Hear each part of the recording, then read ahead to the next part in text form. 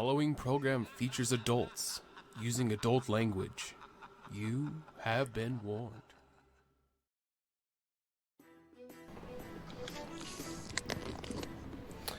All right, we are live. Welcome, everybody, to Total Tabletop. This is HotA, Horsemen of the Apocalypse, and these are our Season 2 players.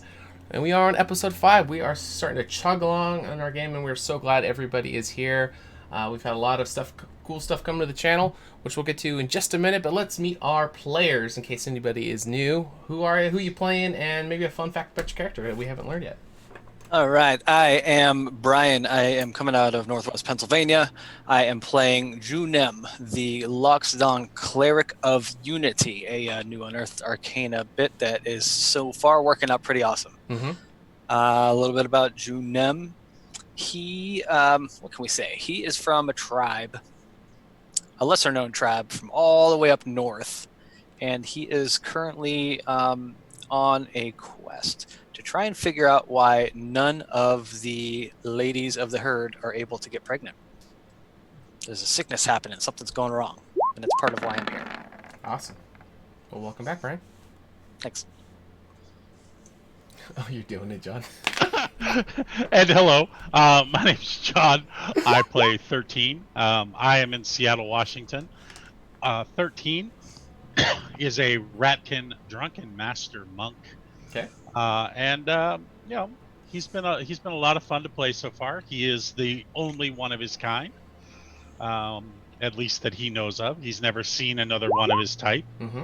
And he is a mere 2.5 feet tall and weighs 30 pounds. So, is that wet or dry? Junem's trunk weighs more than 13. Awesome. Well, welcome back. My name's Matt. I'm playing Voxel, coming at you from up north in Canada. And Voxel is a half Tabaxi, half Elven bard who has a tattoo that nobody knows about, including him. That's I'm curious. Very interesting night that he doesn't quite remember. Okay. I'm Shadow. I'm from Portland. I play Gur Doraka, and Gur is considering writing a book currently. Interesting. Is it like a memoirs thing or like a Instruction manual. Oh, interesting. Awesome. That'd be fun to learn a little bit about.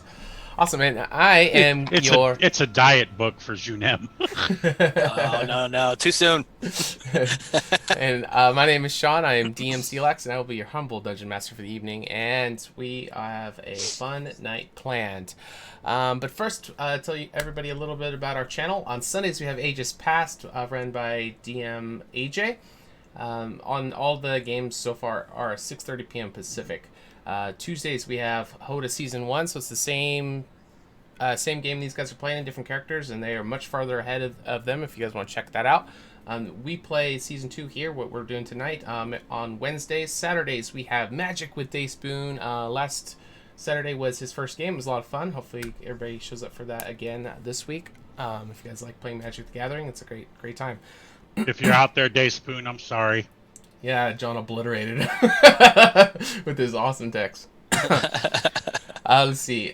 We have some new content that's going to be coming to the channel. Sundays at 10 a.m. Pacific, we are going to start doing a world building.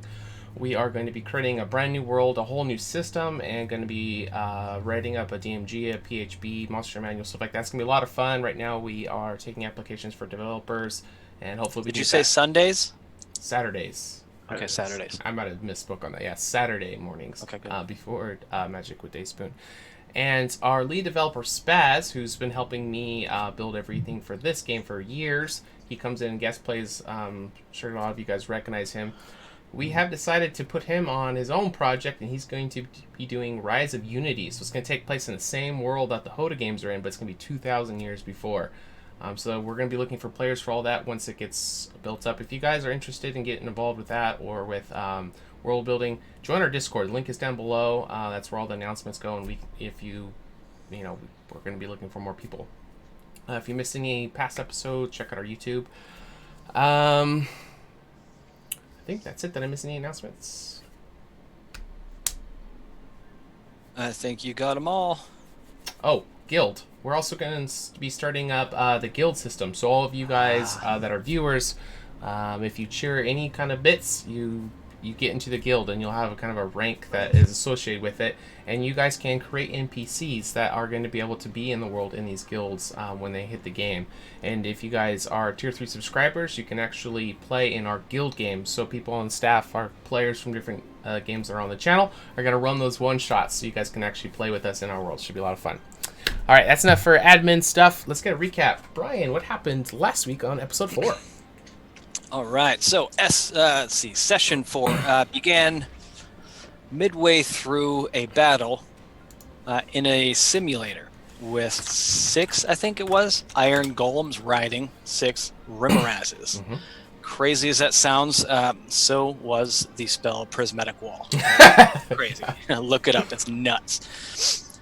That said, after the battle, the menagerie awoke to a bunch of crowds in Lord Ivan's manor cheering them on. Notably, Ironside and Junem had a bit of an awkward talk. Gur and Grandmaster Siphon had a talk about the magic and permissions to cast, so to speak. 13 and Keldevar, the captain of the Temple Guard, had a chat about kind of how his company is run, and Voxel all but spat in the eye of Fire, who is the chieftain of the Shroud at this point. So as they finished that up, they went ahead to go speak with Ivan privately. They saw Tavara, who was giving a dirty eye to Voxel, given what he had said previously.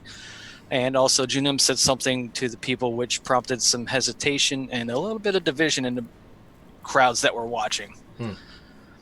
So turns out they meant to meet up with Lord Ivan, who is was an avid hunter, and he wants the menagerie to go hunt a mythical stag with horns the size of Tavara's ego at this point. He had picked up some of the droppings from this mythical stag and showed it to the group, and plenty of shenanigans happened and occurred afterwards. Mm-hmm. And then as they discussed what they were going to do, some asshole dropped his connection, and we pick up here at the about the evening, I think, of day 3. That's it. That was awesome. me. And you guys did a really good job with the stage 1 of the simulated stuff. Made a really good impression on the leadership of Candoria. And so you guys were told that tomorrow morning is going to start the second stage, which you guys don't have any details. Bartholomew kind of gave you guys a heads up for stage 1, but you guys are going to stage 2 kind of blind. So you don't have any details of that, but we still have the evening to conclude. So was there anything else anybody wanted to say to Ivan, or were you guys getting ready to head out from there? I think you got pretty much the details. It was a white stag with a big set of antlers he was wanting as a prize to put on his trophy wall. You guys kind of were a little iffy about the morality of it, something rare and majestic like that.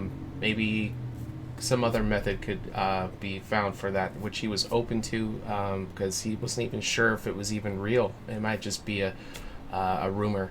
So but he's wanting you guys to check it out. He did show you guys on the map about an hour and a half away inside the forest is a game trail that he frequently walks on his free time, and he was finding some piles of deer scat that was white. So he was thinking this was the first actual sign, if it is real. So were you guys just wanting to head straight out, or was there anything you guys were wanting to do while in town?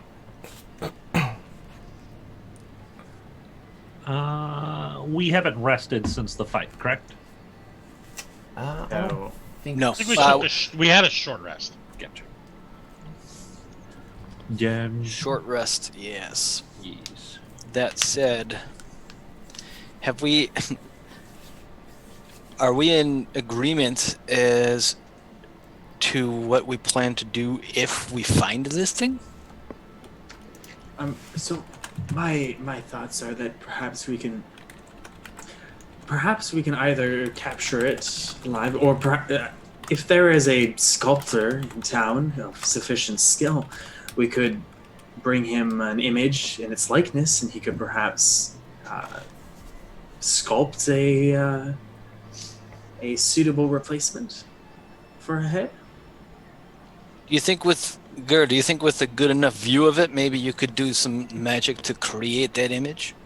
Perhaps. I mean, I have spells similar to that and whatnot. With the poop that we have, we might even be able to find it pretty easily. Did you keep the poop? A little bit, so that I can scry the beast. Of course you did, Gur, to scry on it, right? You can never blame a wizard for what's in his pockets. This is very true. You'd be surprised at how much poop is required for spells. What? Is it a component? There's a reason I'm a bard and not a wizard. What can you do with stag poop? With stag poop, I could scry on it. With bat poop, I can catch fireballs and things like that. I personally can't. It's just Anyways, What can't you do with stag poop? there you go. that's fair. Get a date, I should imagine. I That's what see. prestidigitation is for. You make yourself smell good. I see a The bet. pheromones. Girl, are you just constantly casting prestidigitation on yourself to make Yes, yourself... I smell like wet dog. That explains a lot. He hasn't had a real bath in ages. I bathe every day. I still smell like wet dog. Maybe that's why you smell like wet dogs. You're always wet from bathing. I think that may be part of your problem, my friend. Voxel, Yes. care for a wager? Usually. I want to bet you 20 gold that you can't get a date while smelling like that stag poop. Ooh. I'll take that. I'll take that wager. Deal. All right. By tomorrow. Oh, by tomorrow. Okay. The end of deal. it's late today, so I'll give you the date tomorrow. Okay. Deal. Hey, Gur. Can you Yes. lend me 20 gold? Yeah, I suppose. I'm just kidding. Don't worry. I'm good for it. Okay. Okay. Awesome. Let's go find a stag that might not exist. And Ivan will take that staff he was showing all of you. He'll get one more kind of look at it, and you'll see him spend just another moment.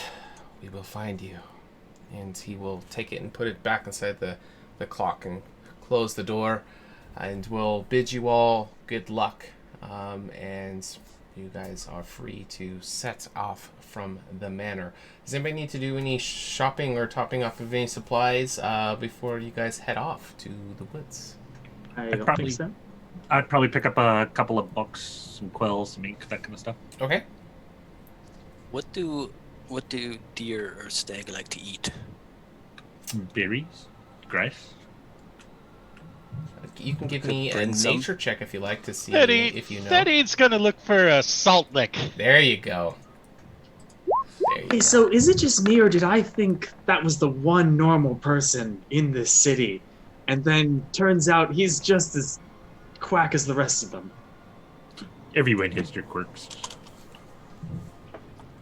Yeah, I No. think we should buy a salt lick. You know, deers like that shit. Salt lick? Yeah. Mm-hmm. I don't know if you remember, but I was looking for those during the festival a couple of days ago, and nobody had any. Well, we could make one. Could we make several? Yeah, I don't see why not.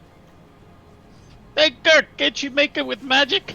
I could, but it would actually require a fairly powerful spell to do it. If for just salt. It's not like you're It's using it worth for it. anything else. How does one make a salt lick normally? You just get a bunch of salt and you just put it on something.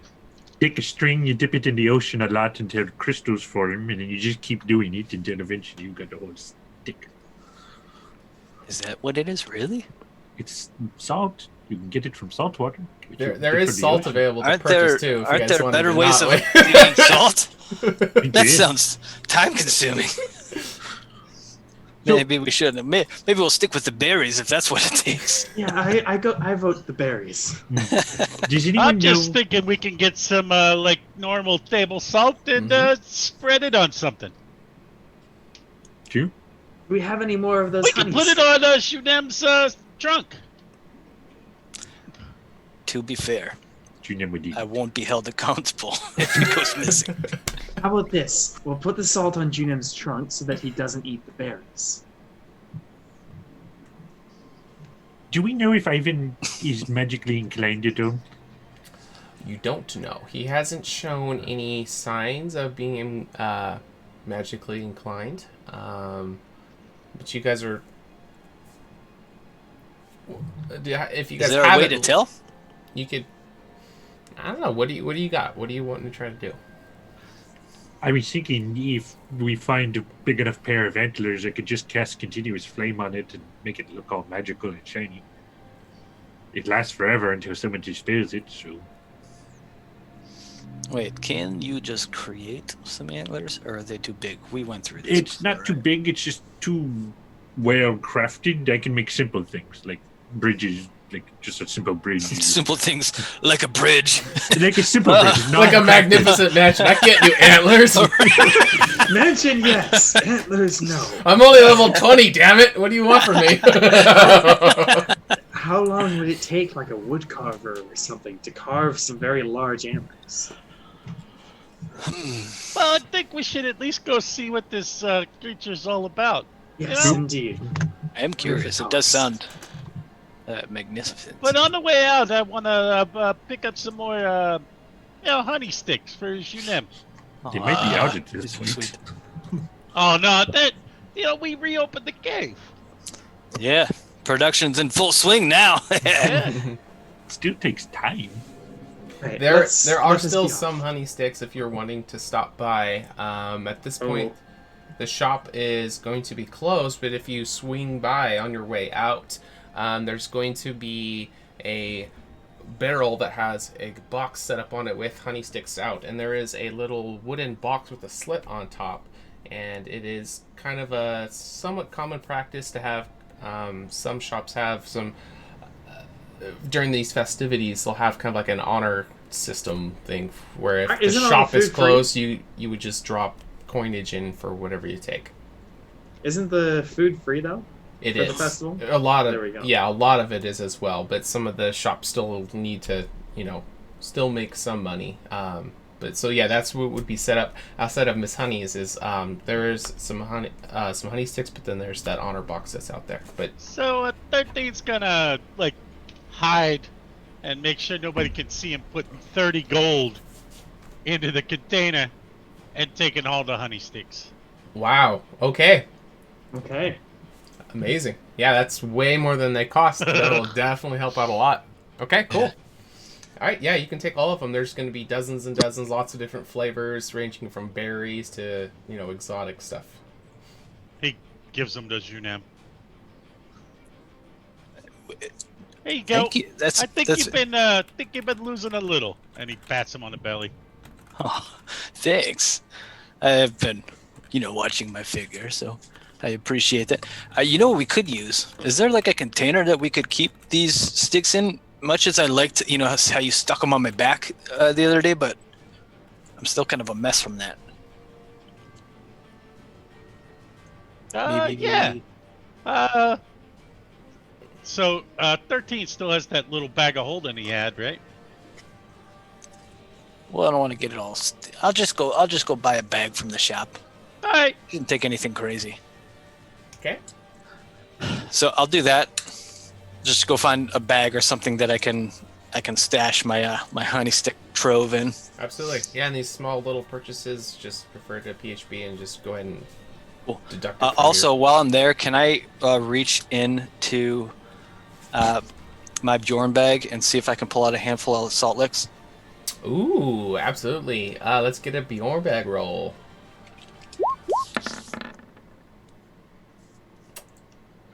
What was the percentages on that? I don't think you've ever gotten anything out of that bag there, Junem. We did. It was if I remember correctly, and we said we were going to talk about it, but never did. I think We never it was did. 10 or it was like 10 or 15 and below was a fail. And then you mentioned something about like 95 or up is something really good. I don't Right. remember anything more than that. But All right. Okay, so the 41, yeah, it's going to be too low if we were saying it was like 85 or above. Yeah, so as you reach into the Bjorn bag, hoping for some salt licks, you're going to be wait, so you're saying What numbers do I need to roll for this to be successful? It'd be the higher side of it. You'd want to be. I need to roll like 85 or higher? Right. Okay. Yeah, your beyond back kind of sucks. We've put things out of it before. Yeah, I know. I just don't have the luck with it. Maybe I'm just not attuned correctly. He's Try rubbing sleeping with it the under bag on you. Yeah. Maybe you need to stroke your bag before you try to pull anything out of it. I'll throw some honey sticks in there and we'll see what happens. Okay. Okay. But in addition, I'll grab that bag. Okay. Okay. Everyone else is set to go? Yep. All right, so you refer to the map and kind of as you exit the northwest gate of Candoria proper, it will lead you into the woods, and eventually you'll come across some of the game trails that are very hard to find, but if you know where to look, they are a little bit easier to come across. And eventually, following these game trails, about an hour and a half in or so, you guys will come across the first indication that he was talking about. And there's actually going to be that little pile of white droppings that look just like deer scat on the ground as you guys see them up on the ground. It seems like the area has some scratch marks in the dirt right around where it was dropped. What would you guys like to do? Well, I'll just take a quick sniff. We'll verify that it's the same stuff. Yeah, your keen senses are very familiar with that smell. You smeared it all over yourself. Okay. This is definitely it. I did not smear it all over myself. I just took a good sniff. Come on. Pretty sure it smells. I may have dropped Maybe you're them. getting a little bit of war paint. I don't know. This is trying to disguise yourself. Dang it. Totally Well- busted. While Junem's sniffing around with the poop, I'm going to pull out a small crystal ball from my bag and start scrying on it, Okay. using the poop as a focus. All right, scrying. You can see in here a particular creature you choose as a safe place, plane of existence as you. The target must make a wisdom saving throw. How well you know the target. Okay. So it should have a -4 to the wisdom saving throw because I have something of its. Like a nail, hair, poop. Okay. Oop. All And right. DC 17. Okay, and on a failed save, the spell creates an invisible sensor within 10 feet of the target. So you can see in here through the sensor as if you were there. Oh, awesome. All right, so this creature you are actually going to detect, and it is quite a ways up the trail, but you do have a location on it, and you can, in fact, detect that this thing that was rumored to maybe not even exist, it is an actual thing. Can you just know where it is, right? You can't actually see it? You can see in here through the sensor as if you were there. The sensor moves with the target remaining within 10 feet for the duration, up to 10 minutes. And it's an invisible sensor, so it doesn't know it's there. Yep. Okay. So you're actually going to see in this meadow this majestic, very, very large white stag with the antlers that are almost as impressive as the carving on the staff that you had seen from Ivan. And it seems to be kind of bent over, kind of nibbling on some plants that are just around this little body of water that's out in this this opening in the forest. It seems to be kind of alert, though, as it's kind of like nibbling. It kind of goes up. You can see its ears twitching around, and it's looking around and goes back to eating. As soon as the concentration up or if somebody bugs me, I'll describe what I saw to him and let him know that the creature is most definitely real. And does anyone have a map? I'll try and see if I can figure out exactly how far away we are. Sure, I have one right here. Actually, I don't. I don't think I Just have a what map the- either. I'm Just what was described to us. Voxel is going to take out his map case, which has way too many maps in it, and none of them are labeled. I think it might be this one. No. Something that did stand out to you, Gur, was some pink flowers that don't grow very tall. They're almost like clover-ish. You did see that around where he is. There's none where you guys are currently, but that might be some kind of landmark you could maybe use. Perfect. Keep an eye out for a meadow, pink flowers, small pond of water, anything like that. I know, pink flowers. Pink flowers. Pink flower, red thorns. This is so much easier if I wasn't colorblind. Speaking of colorblind, I'm going to make a perception check. Hold on, Shrek, I'm coming. 13. Hey, that's not terrible. Hey, that's a good roll. That's not terrible for Voxel. Considering he has a -3 to it. All right. So what we can do is, you don't see any of those pink flowers where you are currently. What about red thorns? All right, but we do have this guy, which will aid in you guys trying to find him. So as you guys start tracking him, since you got a head start with Gur actually confirming that this creature is real, you guys can begin to start your tracking. So as you guys go through, the DC is going to be raising, and if you get the successful, if you pass the DCs, you guys will actually be able to find the location that Gur was able to locate him at. And this is all survival checks? You guys can sell me on the skill check, so whatever you want to do, and if you guys want to try to use anything that you guys have gained so far to try to get some kind of advantages, or I might impose some disadvantages based on other things as we go. I've got a -4 to survival. I don't suppose I could use persuasion. Persuade. Hold on, let me roll Us persuasion to to- persuade you that I can use persuasion. No, it's going to Persuade the be an DM. applicable skill. So you guys can use nature, you can use perception check, or if you guys can get creative and figure out a good way to sell it to me with a different skill. It's towards the end. Just a heads up. I could use magic to find it as well. And let's do that. Hold on, I want to. Yeah. So the first tracking check we will consider found or passed because of the scrying that Gur did. So what kind of magical methods were you trying to do, Junim?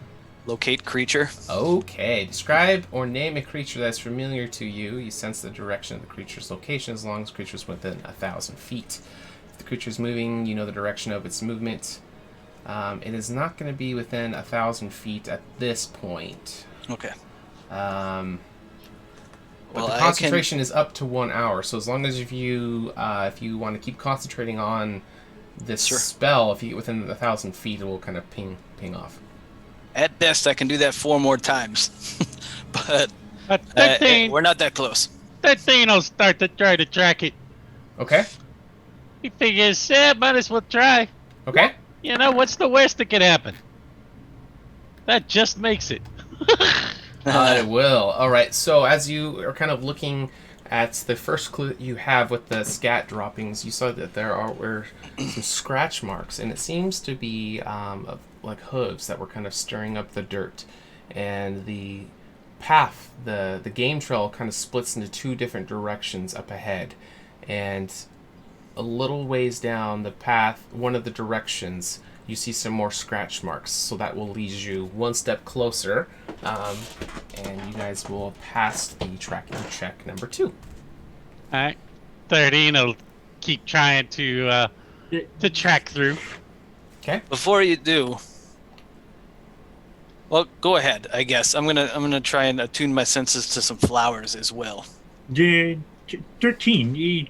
If you look for the depressions in the mud, look for the ones that haven't started to crumble along the edges, and I'll try and give them advantage. Or you can try and give me advantage, Okay. if that's possible.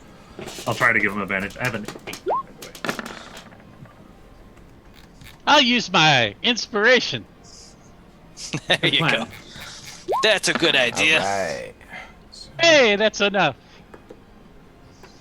Alright, 13 and the DC on the thing. Yep, you will pass that. So you noticed with this this next set of hoof prints, it actually looks slightly different than normal deer tracks. This seems to have an additional set of in the prints inside the mud where that was scratched at before, and it almost has like another back claw to it in some of the prints, so you can kind of use that to distinguish from other game tracks that are there, and will kind of lead you a little bit further.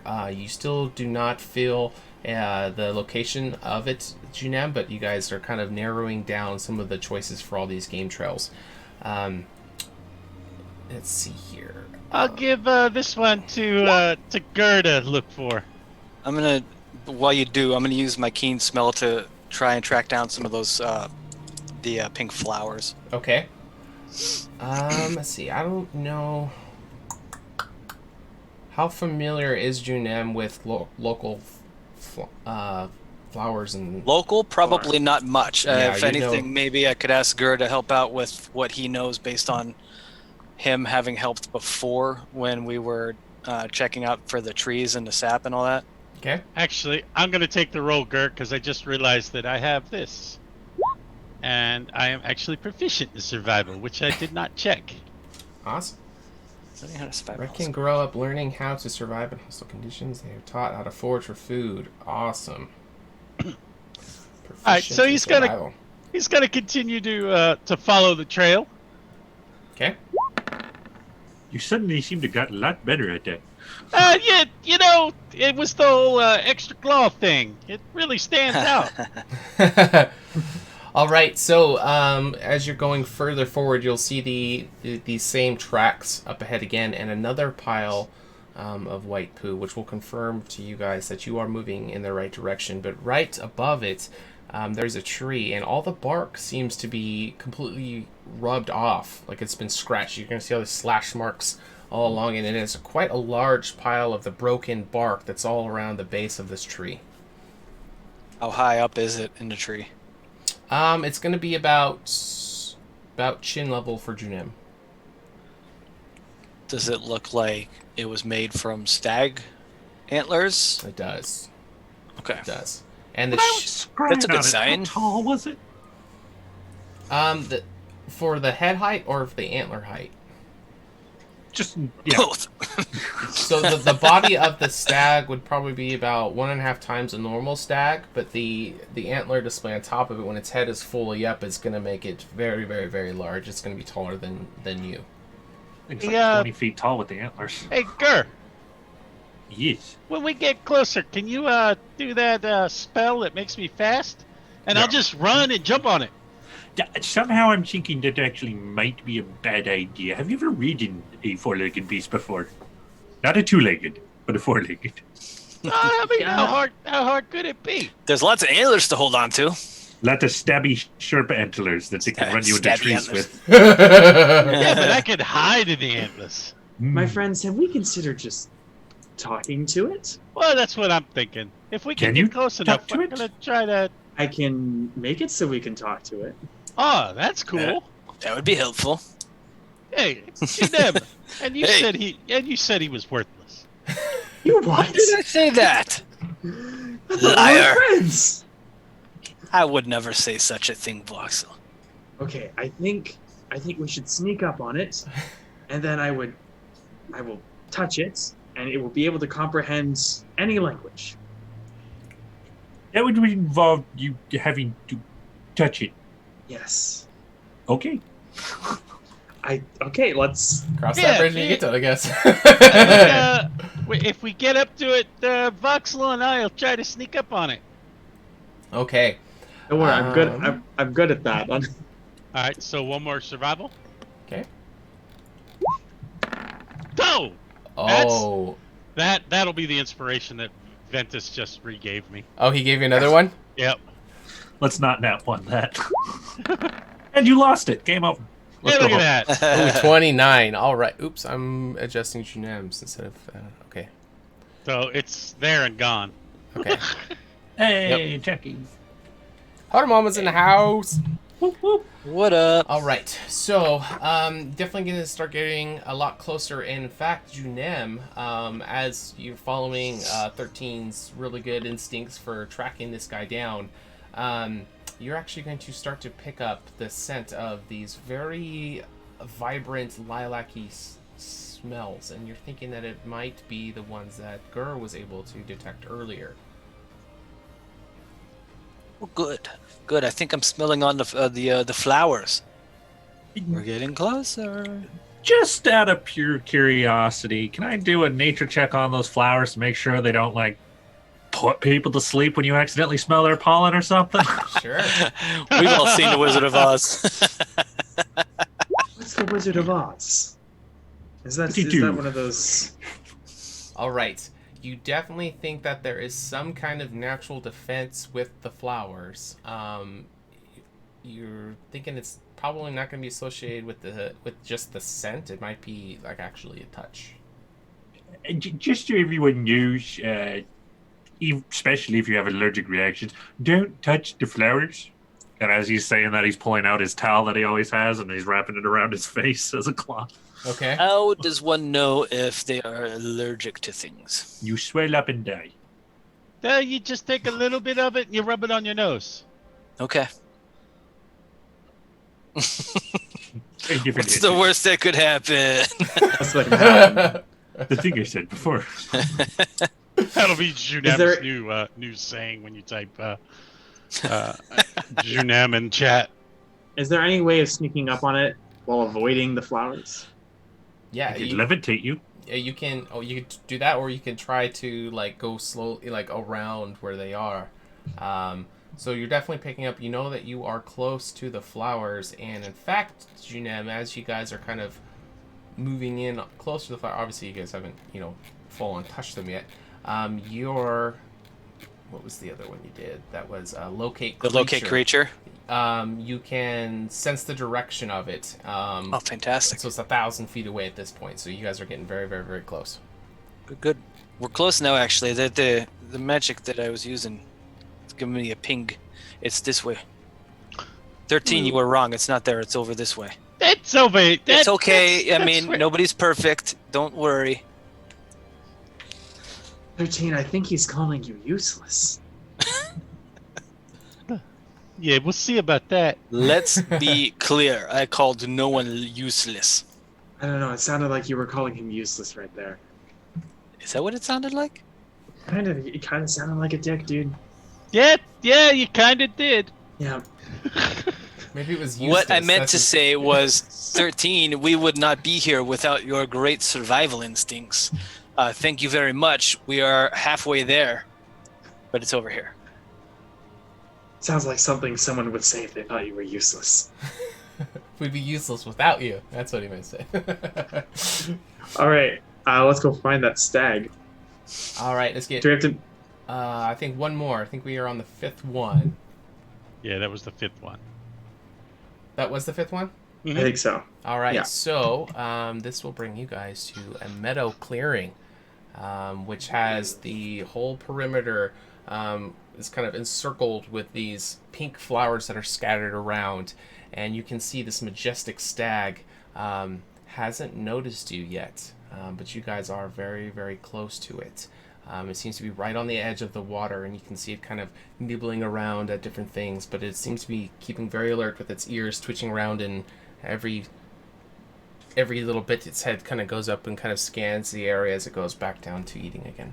Just gonna prestidigitation all of us to smell like the wildflowers and dirt. Nice. Okay. I'm going to cast invisibility on who wants to sneak up on this thing. I thought you had to touch it. Well, yes, as many people want to sneak up on it as we can have fun with this. We can't can't let him go. Points to Junem. Junem's over there rubbing his trunk on one of the pink flowers to see if he's allergic. Give me a Constitution saving throw as you bend over and start to rub your trunk, just kind of petting these little pink floor lilacs on the forest floor. 17. All right. So it's actually going to cause you to sneeze. You can feel, as you're starting to rub it, your nose is starting to tingle. It's almost like a little bit of like electrical shock feel as your nose rubbing, and you pull away just in time so it doesn't have any kind of paralytic effects to you, but it is going to cause you to sneeze. So there's going to be this loud auditory Oh, no. as Junem just kind of bellows out as you guys are who all was turning invisible. I think I was just I think guess just me. All right, so Voxel is invisible. 13 and Gur, you guys hear a loud sneeze coming from Junem's face trumpet as it just in front of I it. think I'm allergic. And the stag is going to hear it, and its head is going to perk up, and it's going to start to bound. And the leap that this majestic creature has, it almost seems magical as it just goes over the entire body of water here and starts to run off. But you guys still have a bead on it. How far away is it? In feet? A couple hundred feet. At this point, So it is 200? within range if you guys were trying to hit it with something. So we're going to be using that first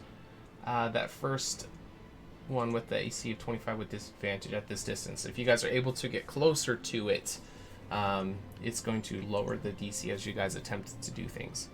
So it is in the moment of fleeing away, but I'll give you guys one action each. How far away is it? A couple hundred feet. So like 200 feet. Just outside of all spells. Yeah. Well, he's still letting you do an attack though, with disadvantage.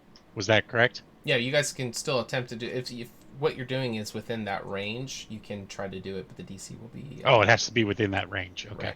Right. Yeah. If you would have been able to get closer before Junem sneezed, it would have lowered it. But Sorry, guys. That he just looks at Gur and it's just like,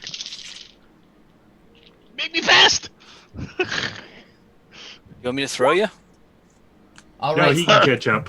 all right. So Gur, in your turn, I'm allowing you to have. You're going to cast haste on 13. So 13, you are pretty sure with this haste, if you dash towards it, you could definitely close the distance to where it's not going to be further away. But that is going to take your turn to be able to stay up on it, unless you were wanting to do something else.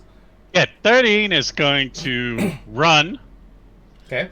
and then run with his hasted action, and then dash with his, and then use Step of the Wind to dash.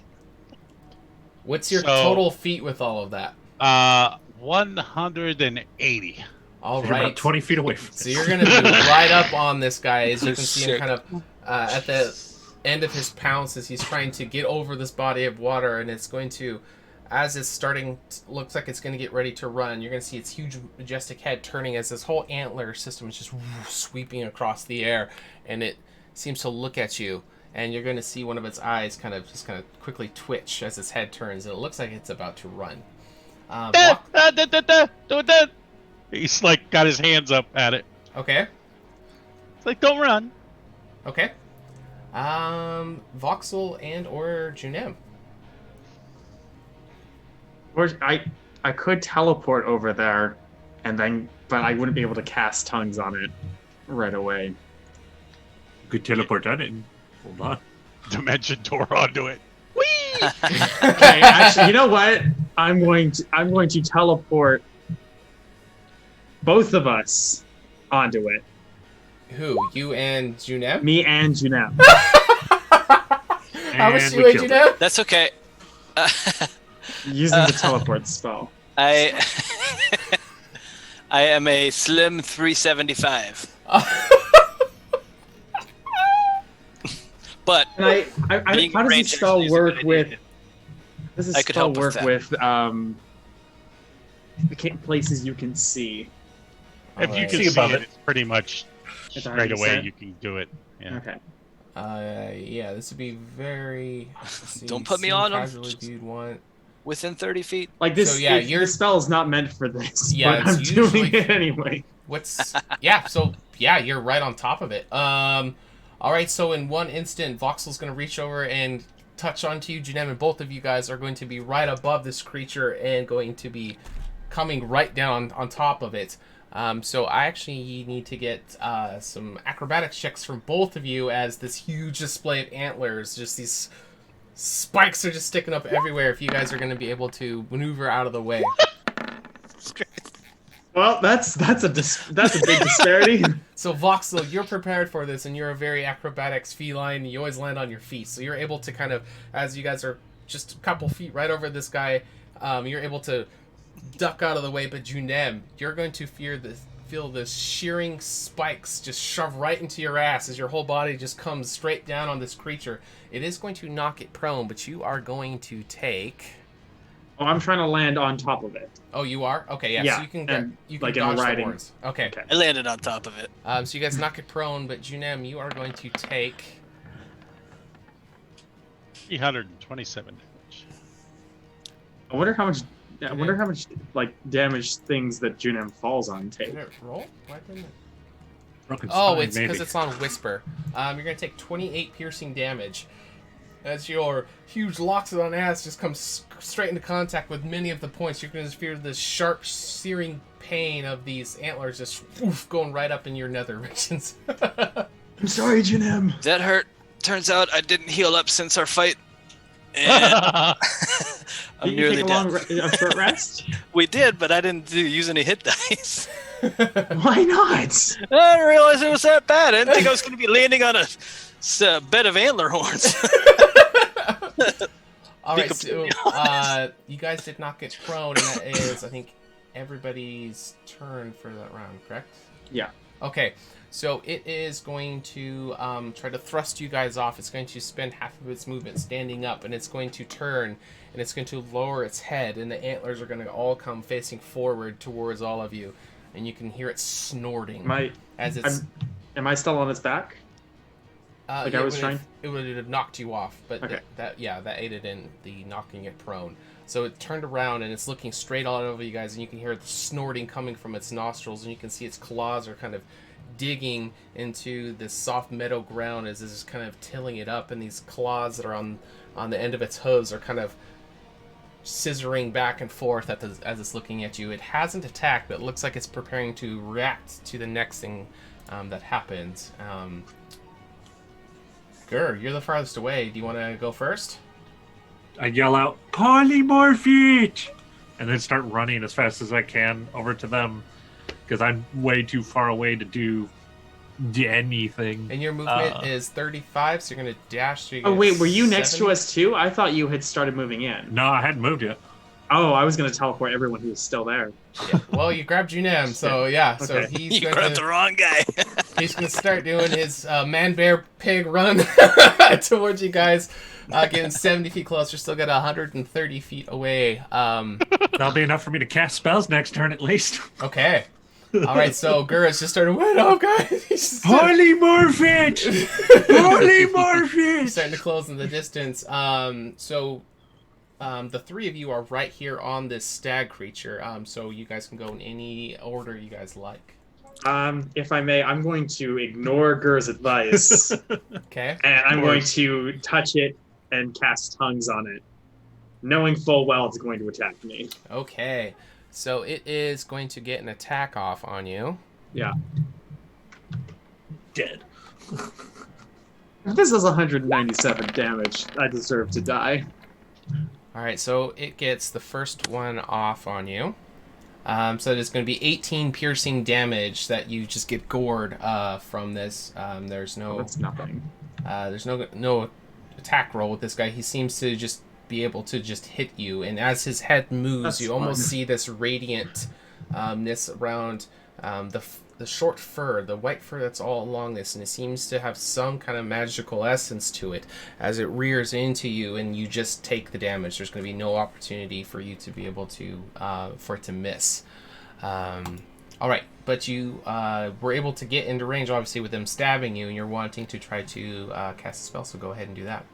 I'm going to cast tongues on it, which allows it to understand and speak any language. Okay. And I'm going to say to it, Please, we're peaceful. We don't want to harm you. Okay, and it can just understand, right? Yeah, it can understand, and if when it speaks, if it can, we like even in its own language, anyone that hears it can understand what it's saying. But it does have to have the ability to speak. Okay, so you just gave it the ability to understand common, essentially. Or, yeah, any spoken Any language. language. But yeah, common, because that's what we got. Yeah, whatever. Alright, so let me give him a roll real quick. Oh, I don't know if it speaks like magical deer. Yeah. If it Yeah. speaks Sylvan, it'll still be able to speak. Yeah. Okay. You'll see it kind of take a few steps back as it seems to react to what you said because its head kind of tweaks towards your direction as you say that. It seems to hear what you said, but its body language is still highly defensive as it's kind of rearing up and you can see the claws are still scratching at the dirt. Hey, somebody else say something. I'm not great with animals. 13 will drop his staff on the ground Okay?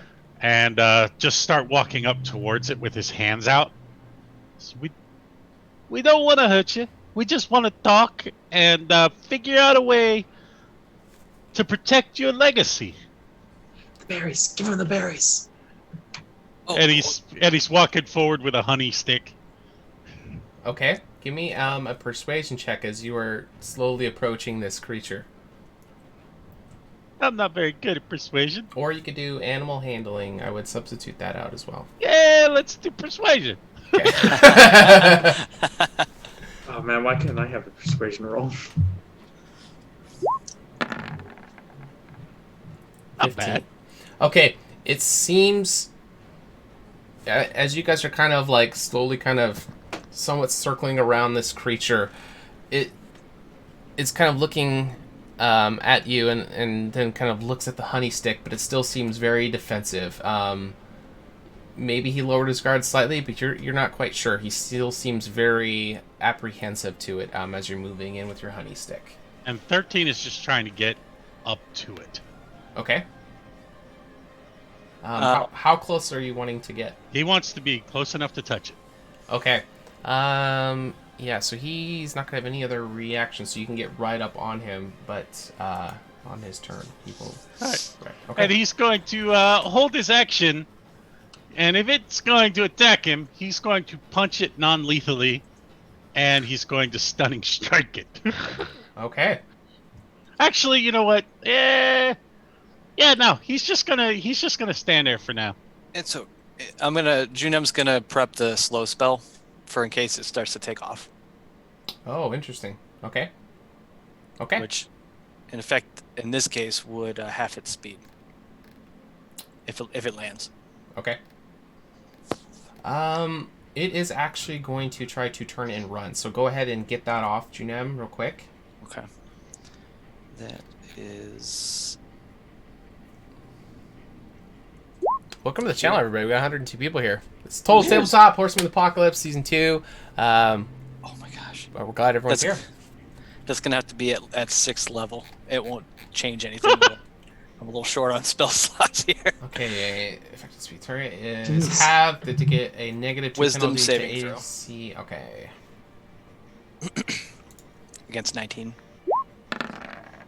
Nice. All right. I don't think it has a plus 16. No, it does not. Not quite. plus 14. No, I was kidding. Well, damn.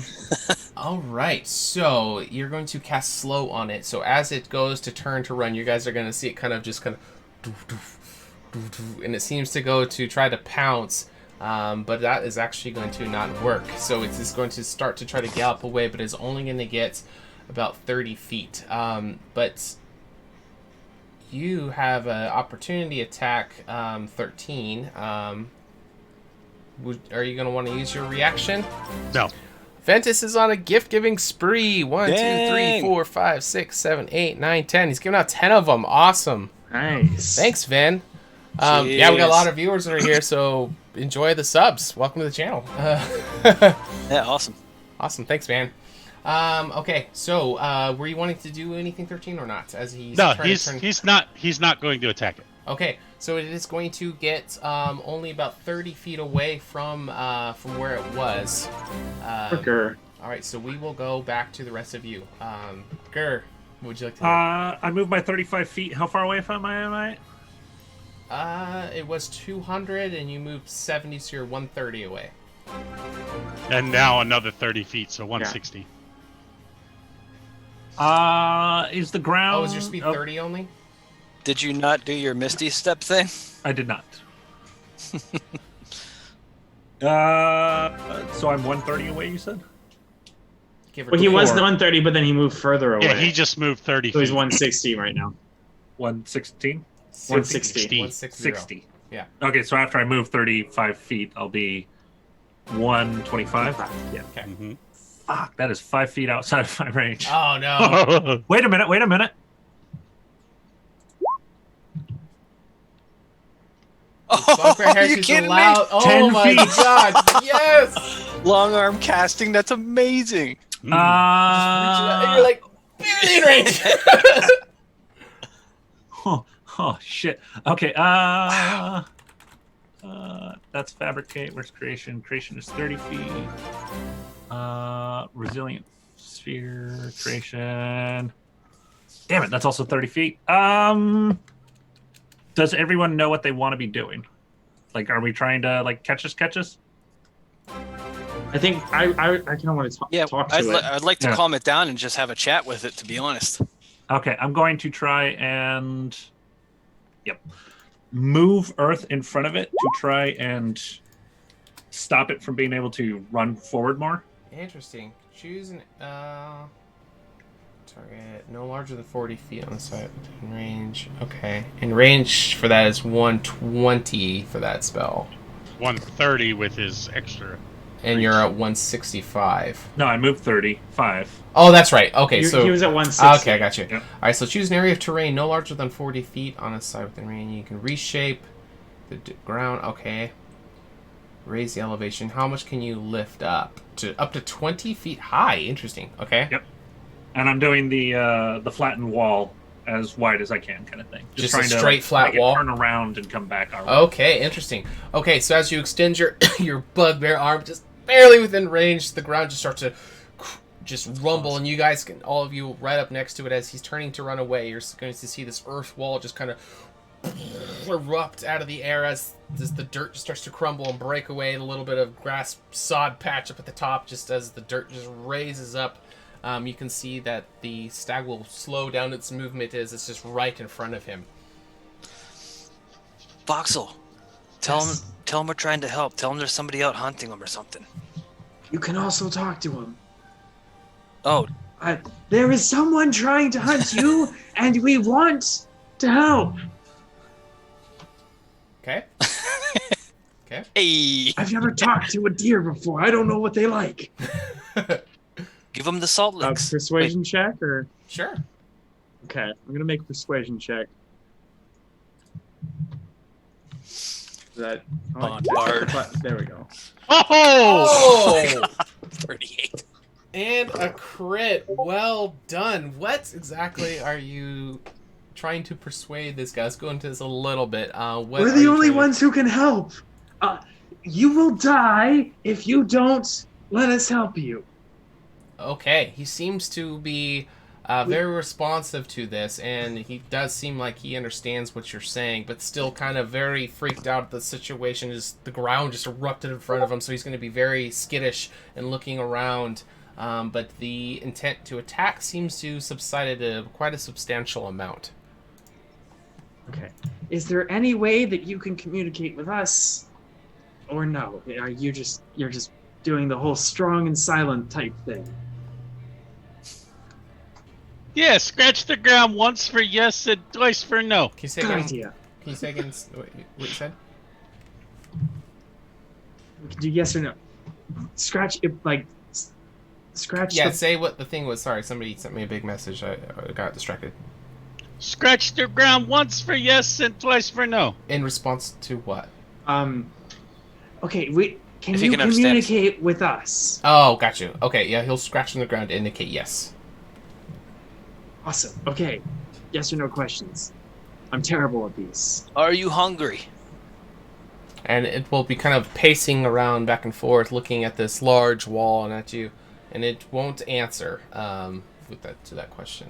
Are we still in Can turn you order? get hungry? Kind of. It's kind of back and forth. Are you trying to close the gap, Gur? Yes. All right. Well, first we'll see what 13 wants to do to kind But of finish 13 that. is just gonna go up to it and lightly, like, pet it. So it's okay. Okay, give me an animal handling check. It's okay. See how well it will. 13's gonna get his head bit off. Also, I'm sorry for landing on top of you.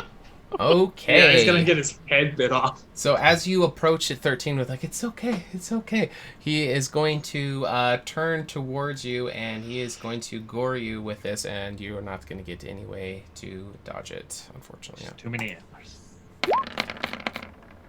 It will do 24 piercing damage as he kind of jolts around as you kind of go to pet its side. Its head and its large antlers are going to come just gorging 24 piercing damage straight into you. No, it's okay. I understand you're scared. Okay. All right. Now we'll go back to Gur. So we'll kind of just forget the. Anybody can just jump in anytime, but Gur, you're farthest away, so you're probably wanting to get closer. Yeah. Yeah. As I'm getting close, if on a scale of 1 to 20, it's not a 2 intelligence, I can bond all of our brains. Oh, I can do that I too. cannot. What? I cannot understand you. Telepathic. And Junem's gonna cast telepathic bond. Okay. That's spell I was thinking. All right. You forge telepathic link among up to 8 willing creatures of your choice within range. All right. Or was there something you wanted to do as you hear in your head? That's good. I'm winded even in my head. All right. So I rolled terribly on the percentile die, so he is going to be willing. All right. So the bond is going to connect all of your guys' mind and your thoughts that you all think you are going to audibly be able to hear in each of your heads, and you're going to hear a 5th thought that is in this link that all of you guys have formed up, and it'll be kind of having almost like this very profound presence to it, and you guys will hear the thoughts of why.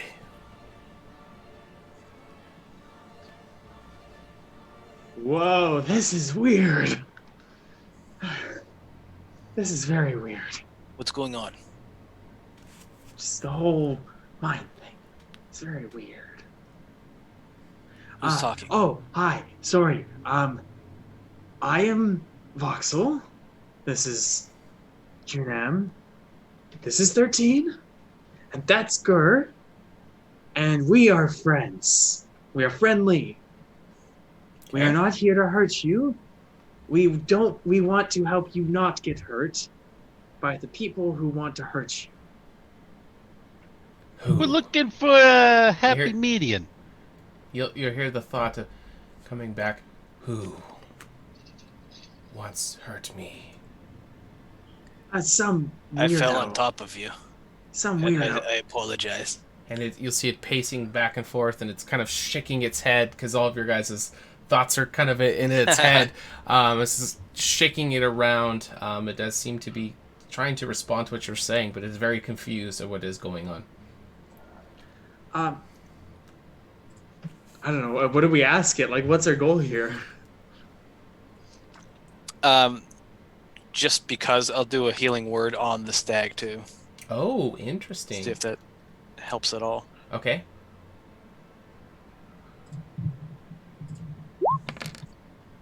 Six.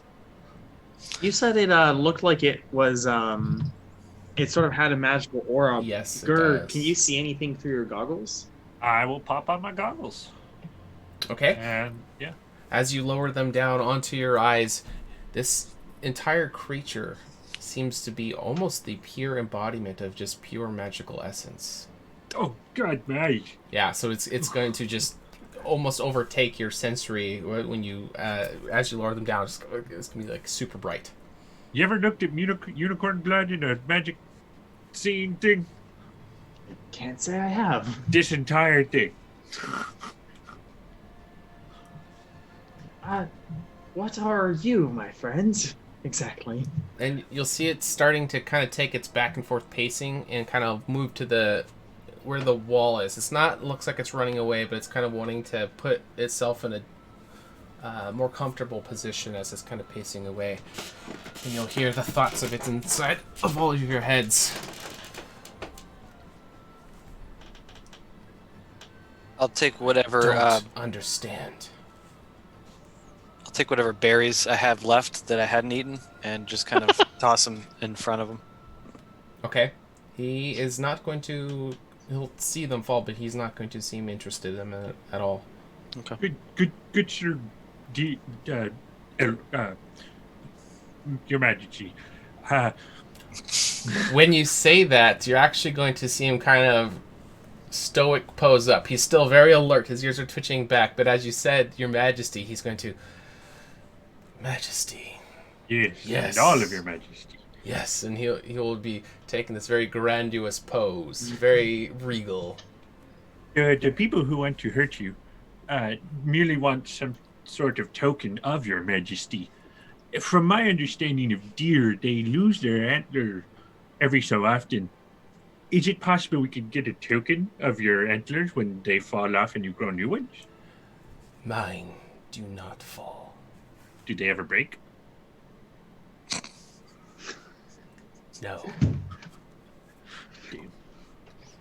Well, there goes that theory. And you'll see him Do starting they to shed? strut, not at you guys, but kind of just, he's definitely taken this power pose in front of all of you. That shot my theory. Genum's gonna puff up a little bit too, and kind of. Okay. I mean, I think at this point we have enough visual information to recreate them via sculpture. I think. I still have no idea what the hell this thing is. And he's whispering outside of the mind link to Janem. Okay. Do you have any But idea what because this of is? the Actually, wait. because of the comprehend language, Yeah, he can still hear you. understand Yep. Can I roll a history check to see if I've ever... Because Voxel's done a lot of sort of searching in abandoned places. I wonder if he's heard, now that he's seen it, has he ever seen the iconography of this thing before? Iconography? What's that? Has he ever seen it, painted on the wall of an abandoned temple or something, for instance? Sure. Or in, a long-forgotten book? I roll history. It's a 21. Yes, you actually have. And being a bard, there's actually a couple songs that you have heard written about this creature, but it was always kind of like third, fourth-hand accounts. It was never from anybody who was an eyewitness per se, but it was more of a, I heard from this person that they heard from somebody else that they saw it, and it was a grand tale, so it was worthy of being put into some kind of song.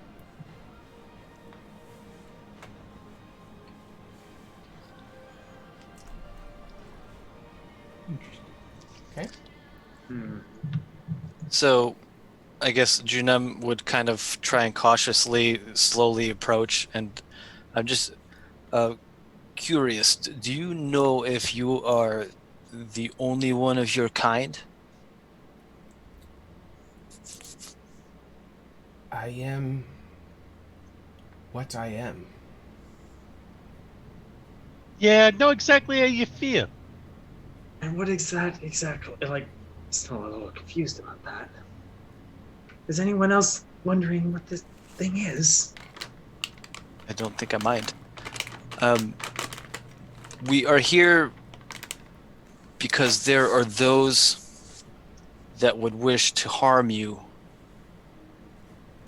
just because you are as you are. Many And have or tried. anyone else. Many have tried. All have failed. I think that is good. But I wish to make sure that stays. You don't seem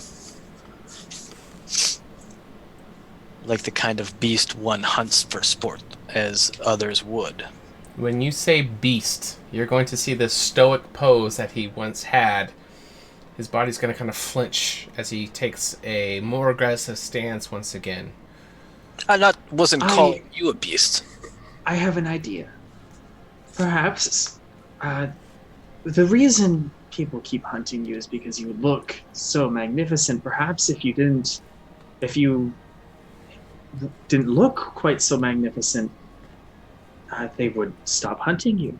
And I am what I am, as he kind of, almost kind of like with a horse when they kind of go back on their back feet and they kick the front ones. You'll see him kind of pull up, and you'll see the little talons that are on his hooves as he kind of kicks up, and as he stands, he'll kind of grunt as he is back into his full composure stance again.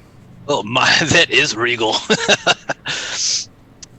So, we may not have a purpose here then. Do you not have any reason to fear for your own safety, knowing that there are those that would hunt you? Fear. I don't know this word. Maybe Wow. that's a good thing. It's that sense inside yourself that inspires you to run. I'm honestly more worried for intrepid hunters who might come across you and you might hurt them. To be honest. What is it that you want from me? Your Majesty, do you only wish to You'll live go- in the woods? When you say majesty once again, you'll see him start to go back into the stoic pose. Do you only wish to live in the woods, or would you ever consider being pampered and treated like royalty in the city? You'll see, almost kind of playfully, that front hoof that he was kind of aggressively scratching before. You'll see it kind of just barely scratching the surface. Pamper? Pampered? Comb, bath, honey sticks, salt licks, a warm bed. Go on. Well, Did we get there salt is- licks? Did we? I don't think we found any, but You doesn't guys mean did- there aren't any. You guys asked for salt, so you guys have regular salt. There is somebody who is interested in your magnificent beauty. It could be within our power to convince them to provide you with lodging and food and a warm bed and fire and all kinds of nice things worthy of your status. Worthy of your eminence. Thank you. Perfect word. Pamper sounds nice, Indeed. but I am no one's slave. No. We could probably even work it out where you'd be free to come and go. Just he gets to see Don't- you don't and think your of- magnificent. Don't think of it as you being their slave. Think of them as yours. Your servants. Exactly. Someone there to provide you with things that you might require. All the things you could ever want. I have no desire to make anyone a slave. What about just showing off and being awesome? I mean, every king I've ever met has servants. With saying. that, you'll see him kind of charge forward at you guys with an insane burst of speed, and he is coming straight at you. The antlers aren't down, but his head is up in a normal position. He is just full bore running straight at you. You can all go ahead and let me know what you're trying to do when he does this. The antlers aren't down, but he is full sprint heading towards the four of you. 13 is going to be behind him because 13 was up there with him. Okay, so he's charging at the other three then. Yeah. Is there anything you want to do as you see him starting to No, run he's just towards going to the- follow him. Okay. All right, so you're chasing him behind? Okay, what about the three of you? Subconsciously preparing Misty Step to get out of the way. Are you going to use it? If I start getting stepped on, yes. Okay. But he has to make physical contact. Interesting. Okay. Vox is also going to try and use Misty Step, and then remember that he doesn't know how to cast that spell. So, jack shit. All right. So you're just gonna stand there then, or? Vox, he's gonna like freeze like a deer in headlights. Dear. Okay. Or what about Junem? I'm going to make a dexterity check to determine whether I trip over myself. Okay. Yeah. So basically, out of pure amazement, I'm just going to be like, oh shit! And I'm going to take a step and literally just collapse onto myself. All right. So as Junem starts to fall over at the last split second, the stag is actually going to pounce off the ground, like right in front of you. You can almost feel the air from his body as he just. So Junem is just falling over for no reason. And Gur, he didn't actually start to trample over you yet, so you don't have to miss your step. And you'll see him kind of just go right in front of you guys, and he'll almost kind of linger in the air for just a moment. And as he starts to fall, he'll fall at normal speed, but right at the last second before he hits the ground with an normal inertia, he slows to just very, very, like the last second, just kind of very gracefully touch ground, and he'll kind of look over back at all of you. Majestic. Junet's just smiling. Oh, That was cool. Impressive. Oh, Very impressive. That 70. is what you would call majestic. Indeed. Can I take a cue from that and kind of, as I get up, stay on a knee and just bow my head to him? Absolutely. Actually, Oh, as you are kind of one knee bowing to him, he'll start to very gracefully walk over towards you, and his nose on the front of his muzzle will kind of, where your armpit is, he'll kind of like bring in his nose. His face protrudes farther than the antlers, so it's not going to stab you or anything. He'll kind of be nudging at it to kind of like trying to help pull you up. No need to bow. We are all equal here. As he's like nudging you to get up. I'll follow along, stand up. Okay. Do you have a name? I am what I What am. I am. Uh-huh. What I am is a very strange name. Fox is in more than a little bit of shock. I have no name. Do you all like having names? You should. It I've makes Some days. correspondence easier, yes. I've never had a need for one. And he's like, as he's you're feeling like the language barrier is decreasing as he's beginning to talk to you. It is becoming more coherent as the conversation goes on. Yeah, I mean, I know where you're coming from because, I didn't have a name either. Didn't? And this will actually grab his attention, and he will start walking towards you, 13, because you were behind him, kind of coming up from behind. You And while didn't 13 have- is walking towards him, he's going to grab a hold of the Sabadine stone and spin it so it's spinning while it's floating around his head. Okay. You didn't have a name before? No, So, you are like me. yeah, I mean, yeah, I think the same way you do. I am what I am. And there's nobody like me. And when you say that, he'll actually, one of his front legs, he's going to bend, and just in the same order that Junem bowed, he will kind of go down a little bit, but not stay in the prone position. In front of you. And I woke up. I don't remember anything. And the only reason my name is 13 is because of this. And he shows him the tattoo of the 13 on his neck. Interesting. He can't read from your spell, right? It's just verbal. It's just this mark. This mark, it means 13. So that's what I called myself because people would just. I was kind of tired of people just saying, "Hey, rat," and it worked out better. Is this normally how you choose a name, a marking on you? No, normally it's like your mom's.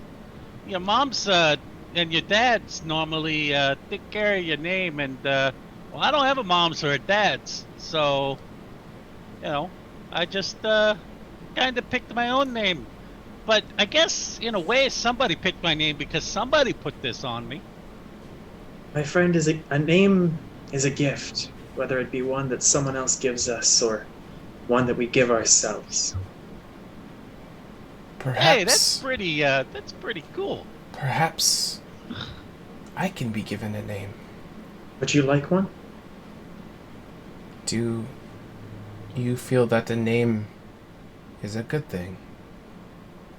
Most days. Then yes. Yes, I would like one, as he kind of goes into a stoic. What shall you give it? What shall you give me? Lux. What did you say? Lux. Lux. It means light.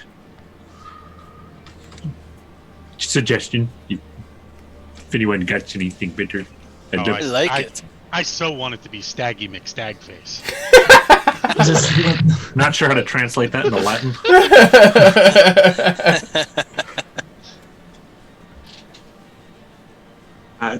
Servum is Latin for stag. What about Tarandras? Otter is stab. What about Juju? It's not. Just throwing that out there. I mean, it's not your kid, Junem. I like. Well, I didn't Lux. name him Junior. I I'm Gene. I like Lux. I think Lux is pretty good. It's pretty, like, spot on. Because he's, Yes. like, kind of shiny and lighty. I think it conveys his magnificence quite nicely. Lux. What do you think? I am new to the concept of names, but if you feel that it fits who I am, Oh, it's a kick-ass name. I'll draw and list dirt for him. okay. Just Yeah. Lux. Yeah, Lux. Okay. Okay. What's that? Lux. Oh, right. That's an L, that's a U, and that is an X. Is Hey, it, my name is an X. True? what is it you scratched on the ground? It's how the humanoids communicate without speaking or thinking at each We're other. not speaking right now, too, are we? No, it's a way for recording information, like things that you want to record. So this Never is thought about the concept. so this is also my name. Yes. Interesting. Do you want a tattoo of it? I can give you a magical tattoo that doesn't hurt, maybe. And he'll kind of go around the backside of 13 to kind of look Like at his? Yeah, look at his. That's awesome. Do all of you have your names on you? Not to my knowledge. Not yet. My long hair kind of makes it difficult to see things like that. Perhaps we should all do this. Would you Hey, I think it's a great idea. Would you all like to have your name on you? Sure. We could do it Yeah. together, perhaps as friends? Could I put your name on me? That's kind of weird. Yeah, that's like a big red I got flag there, Judem. I got a lot of space. How about this? And unfortunately, I don't have any 6th level spell slots, but I can cast Major Image in the shape of the words Lux, the glow, Okay. and I can cast it using an 8th level spell slot, which means it will last until it is dispelled. Okay. I don't have to concentrate on it. Amazing. That's awesome. So he's gonna want it in the I same. love the fact that it glows. He's gonna want it in the same spot that 13 has his in. If you're willing to put it in that same spot, can you describe for us narratively a little bit what it's like, 13 on yours? 13's is just like slightly off center from his backbone. It's like off to the side, and it just has XIII on it. All right. Yeah, that's how he would request it to be like as well, if you're willing. Nice. Yeah, I think I can do that. Okay. It might require a slightly liberal reading of the spell, but We can really cool it. That's pretty awesome. yeah. Yeah. You can do it. That's cool. Okay. Awesome. Okay, so which spell was it though? Just so we know. Major image. Major image. All right. Upcasted to the point where it's permanent. Sure. Yeah. Great idea, man. I love it. All right. So this. Concentration. Concentration. Hell yeah. Awesome. How long does it take? 1 action. One action. Awesome. All right. Takes So 6 seconds to get a permanent magic. sure. weapon hits you. Awesome. So you'll just see this pulsating of arcanic magic on the neck of this stag, and after just a few moments, it'll pass away, and you'll see this faint glowing writing of Lux on its neck, and he's kind of turning to try to look at it. His antlers are just kind of swinging back and I'll forth. pull as out a he's- mirror. You have a mirror? Oh, I have a yeah, you mirror. do have a mirror. There's a reason I went shopping. Amazing. And it just all right. So as you kind of hold up, he's going to kind of like pull back for a moment, seeing his own reflection and thinking it's another one of himself, but his intelligence is high enough to figure it out. And he'll kind of be positioning himself to where he can see the reflection of the name in it. Looks good. I am Lux. And he'll just kind of tamp on the ground once, just an affirmation, and just a little bit of dust will kick up from the ground, but he seems to be very pleased with it.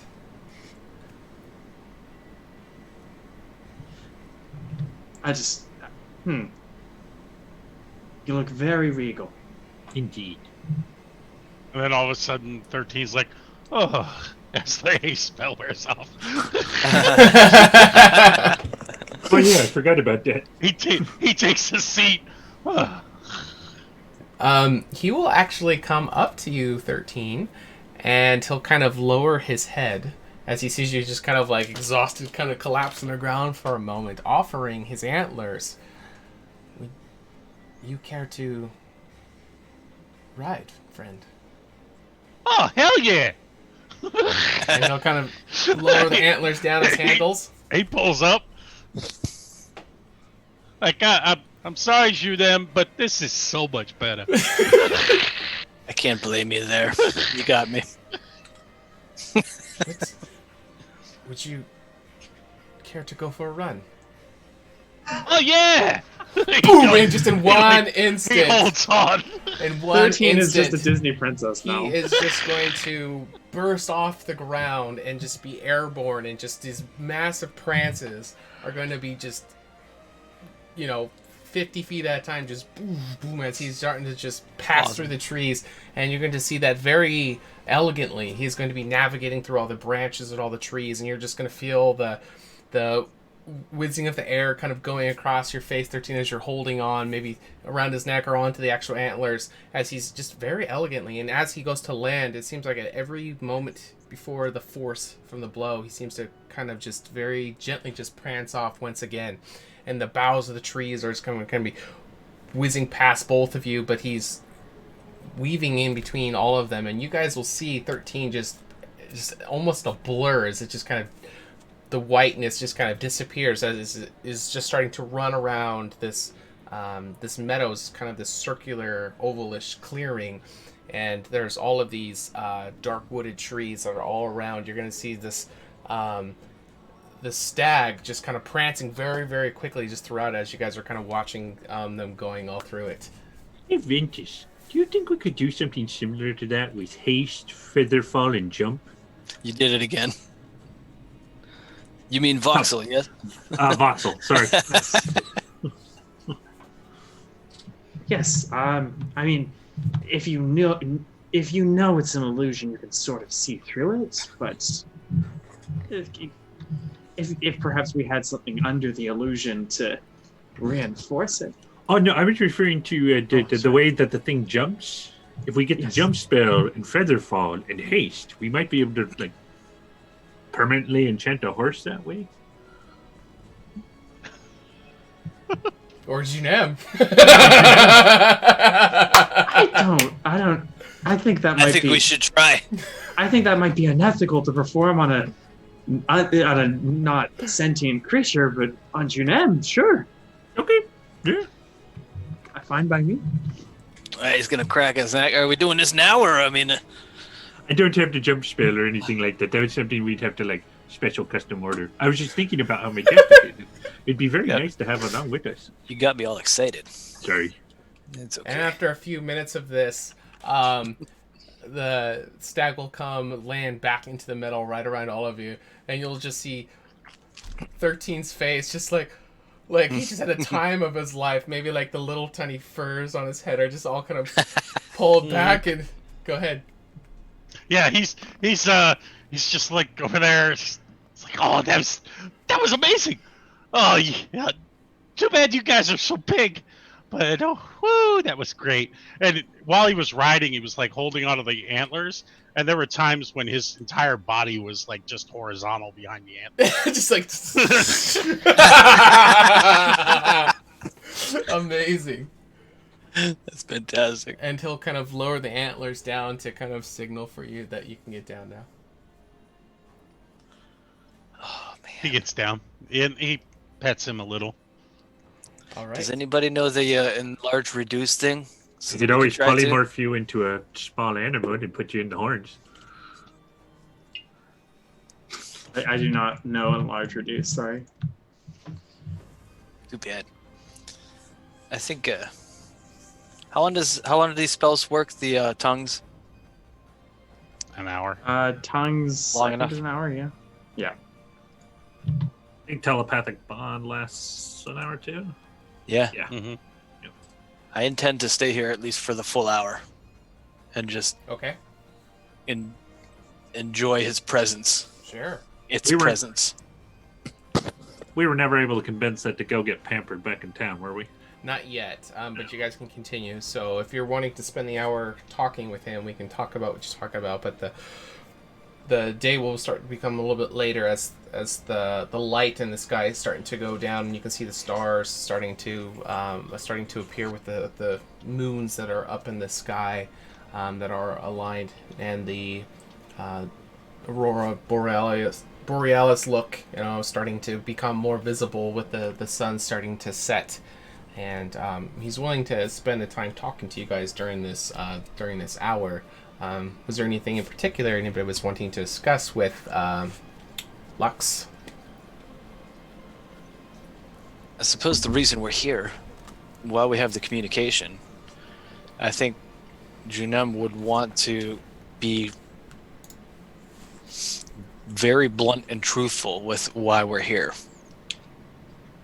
Okay. And so I think you should know, and we came here with the intent, I think, at the very first, just to see if you were real, because all we ever heard were stories, because you've made yourself so elusive, and rightfully so.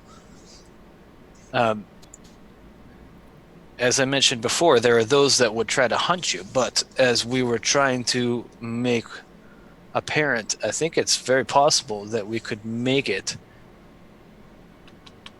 so that maybe you could be a friend to those. A friend like you are. Like we've become, I think. I'd like to think so. I've never had friends before. I fear, though, that Before today. not everyone has the same intentions as we four.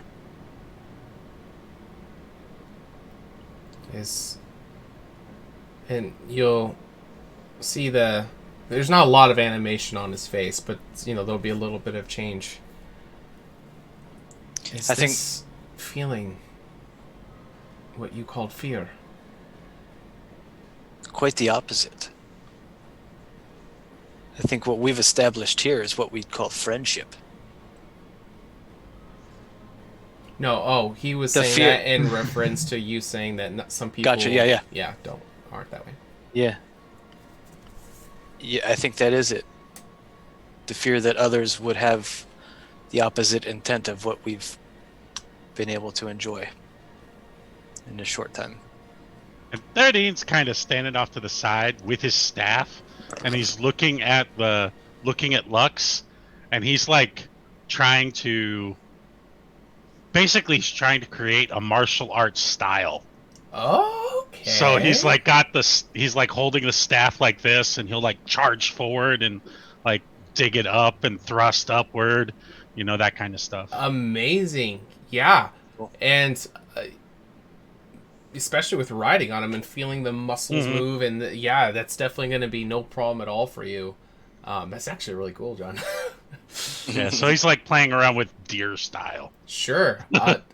Yeah, amazing. I love it. Okay, yeah. So you're over there just kind of shadow boxing, getting the movements down, and and especially in this place too, in this meadow, you got to feel for the area too as well. It almost feels like this meadow that you're in, you're feeling connected to it as you're doing this, almost like a dance. You're just practicing these movements. You're feeling just this oneness and connected with the area, and the smells of the flowers that are all around, it seems to be a little bit more prominent.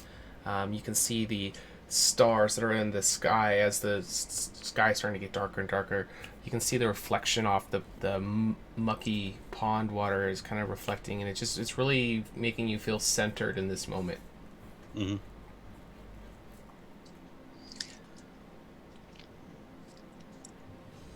As much as we've talked and discussed why we're here, I'm half starting to lean towards maybe we should just leave you to your own ways. I believe so as I believe so as well. I think it's I think he's born free,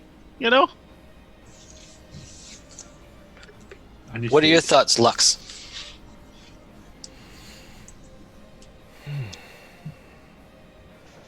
I'm not sure.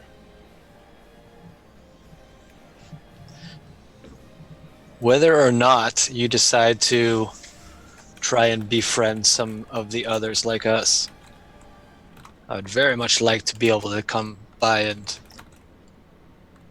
have a chat like this again with you sometime.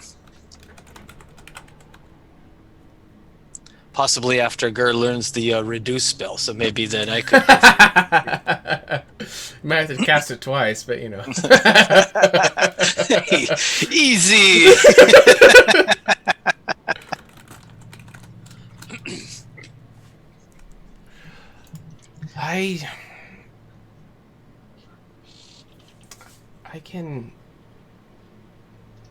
I don't mind coming back here again. I usually don't stay in one place for long, normally. But Are you normally around here when the moons align like they are? And I'll point up to him. Yeah, he'll kind of look up. I move as I wish. You may not understand it, but that is He was, a blessing. yeah, be able to do no so. correlation with the moon. Yeah. Sure. Okay.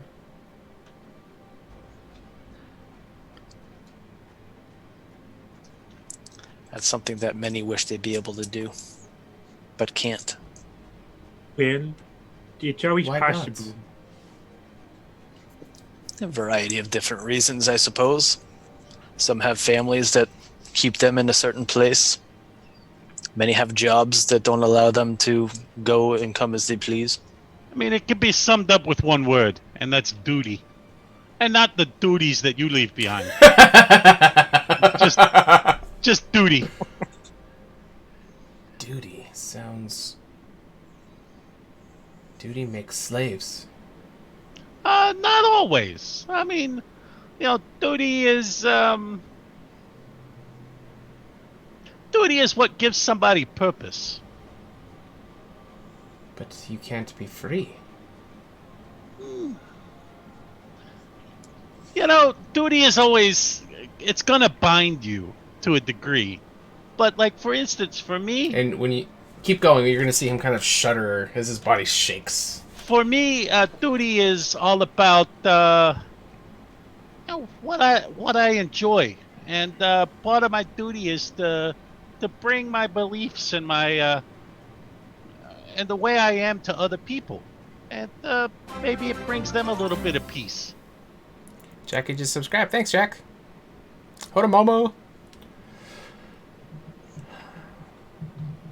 Are you all bound to duty, or are you free? Oh, now there's a question.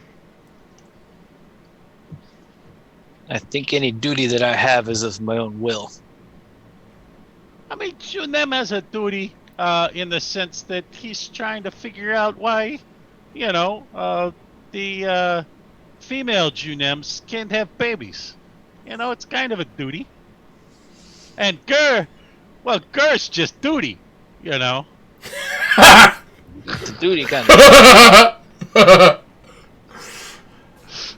Kind of smells like it too. Females, they're... What is that? Hey. Something you probably wouldn't have much experience with if you are one of a kind. But it is how a specific set of people reproduce to create young ones. Are young ones good? Most of the time. till they become teenagers. So they're bad. No. Explain. They have no preconception of what is good or bad. Little Only- bars of potential. They could be What's- anything What only is what they their learn. purpose? to grow. To find their own purpose, to find their own duty. Hey, that's very well said, Una.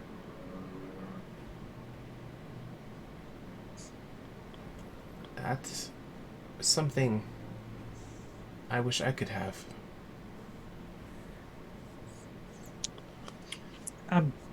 Do you mind if I attempt something?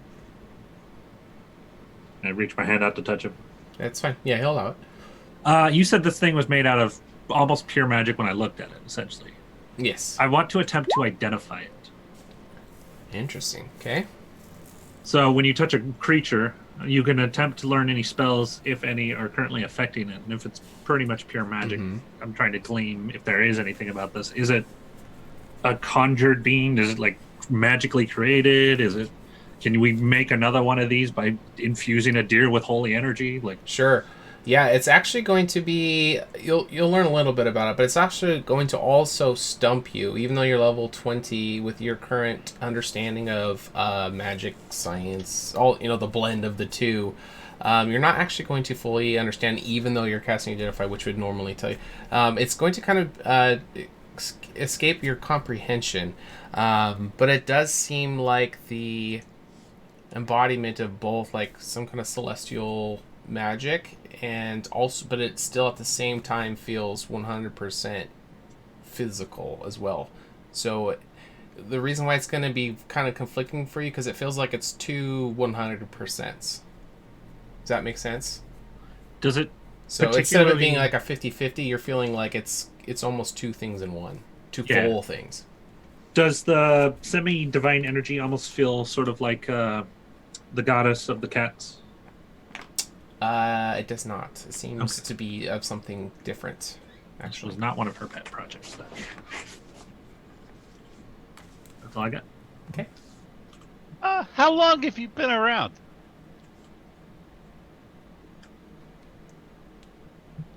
Explain. Well, like, how many times have you seen, the snow start? And then come back the next time around? How about snow can start and stop multiple Yeah, times but a it year. gives How us many winters? Yes. yeah, Sure. How many times have you seen these kind of flowers bloom? How high can you count? 20? I, for instance. 20, give or take? Oh. Have you ever heard the have you ever heard of other names like people? You are Like this is Gur and this is Junem and I'm 13 and that's Voxel. You are the first friends that I've ever made. Okay. I was just wondering if you had ever heard of any other names. Oh, this is the first time I've ever heard of names. Even the concept of names. I have seen people before, but never... None of them have ever been friends. I fear that once we leave, it might go back to you not being able to understand others.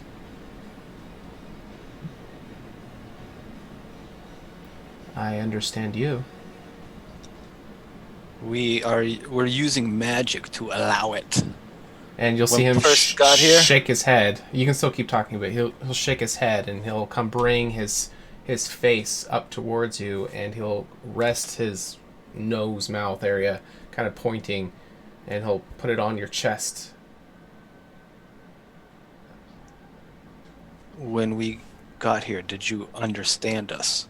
I understand you, and he'll kind of, as he was pointing to you. Can I try and just give him a pat? Yeah, I don't absolutely. know if, yeah. Yeah. But he's kind of pointing, he understands you. I think we've already decided what we're actually gonna do. But in the future, I want to come and visit you again, Lux, because I think you're really cool. Agreed. When? Just now and then come by and try to find you and just spend some time together. When we don't have so much stuff going on, because unfortunately that duty thing is kind of knocking at our door and we're gonna have to go back to town. But when duty's not so heavy, I'd love to come back and when our duty is dried up a little bit, I'd like to come back and visit you a little bit. I would like that too. And he'll kind of snort. I will remain here and wait to move on for a time. Lux, in a few days, we expect something really bad to make its way to this area. I would hope or suggest that you would stay safe, secluded. Explain. Every so often, a being of extreme negative energy and evil had made its way here. We call them the Horsemen. And you'll see his head kind of jerk.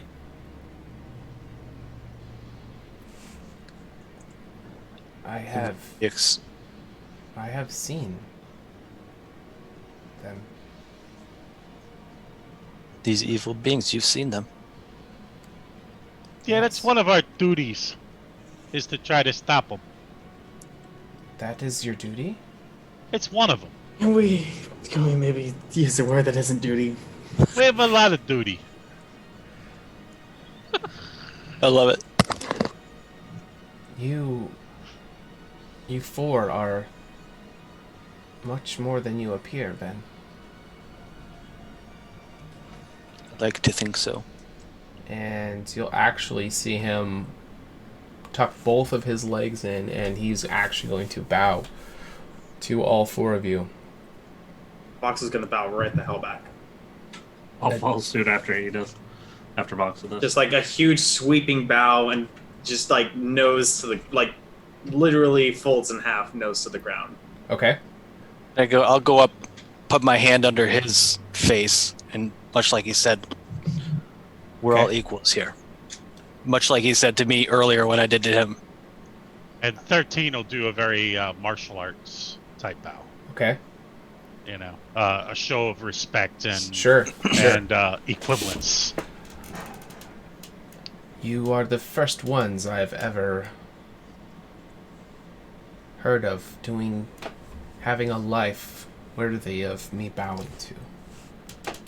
You're the concept of duty.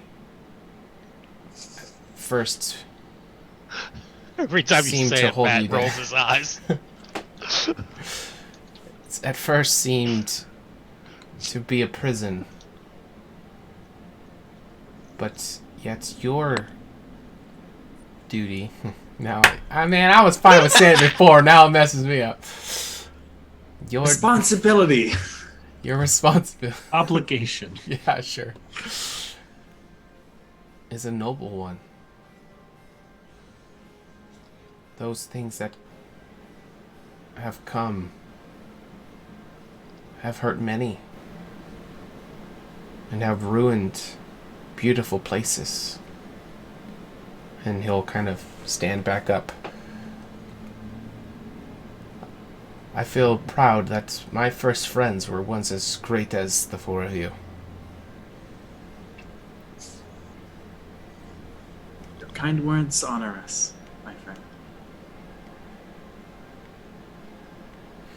The season 2, episode 5 drinking game. Do a shot every time. Every duty. Oh boy. Hey, you know, I put it in the chat, but that would be a pretty shitty drinking game. We'd be hammered. If anybody is doing that and It would watching be the a YouTube pretty video, shitty drinking game. don't Ah. drive. You're not allowed to No. drive anywhere if you play that game. If you're watching a rerun, we're taking your keys. Yep. Because you're Okay, Yeah. let's go back to what's his face and tell him And you're probably on lockdown anyway, so stay at home. Let's go back to Ian. What's his face? The weirdo. Before we leave, Ivan, yes. Lux, I was wondering if perhaps you remember anything. You said you were about 20 cycles or so old. Do you remember anything about bright, colorful lights in the sky? Or perhaps a very lovely woman in sort of holyish garbs? Or anything like that? You speak of the sisters I speak of Elendris. of Alundra. no. No? Fair enough. I was just thinking the timeline sort of coincided, so I wanted to check. Is that another friend? A friend of the people, yeah.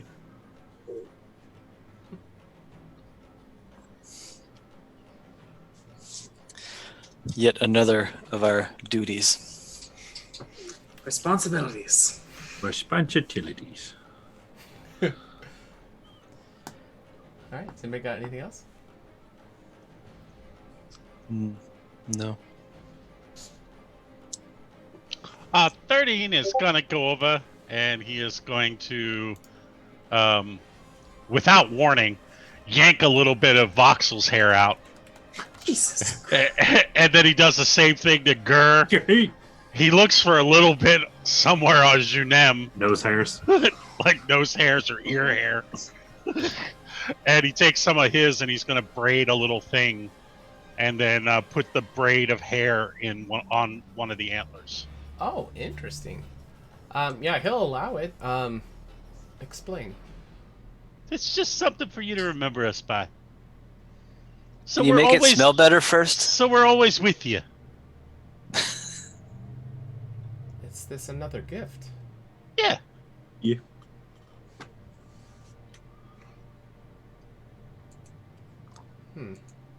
Something just a little bit more personal. Sure. And he'll kind of walk over to one of these large trees.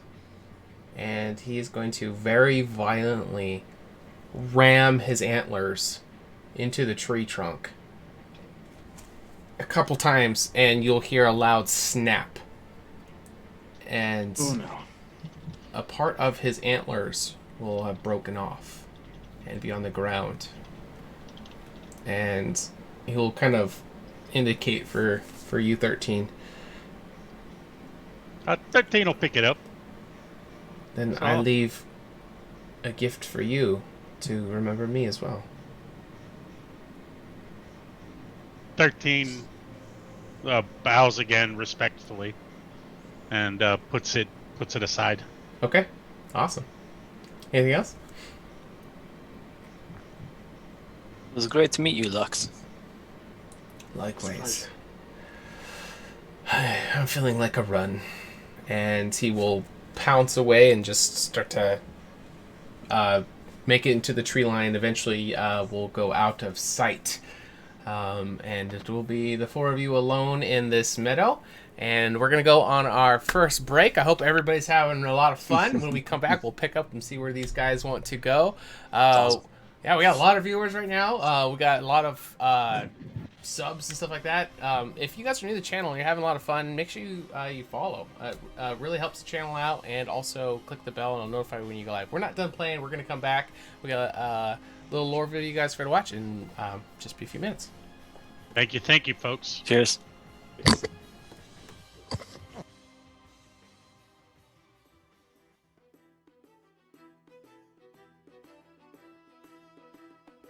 My name is Junem. I have become the protector and leader of the adventuring group known as the Menagerie.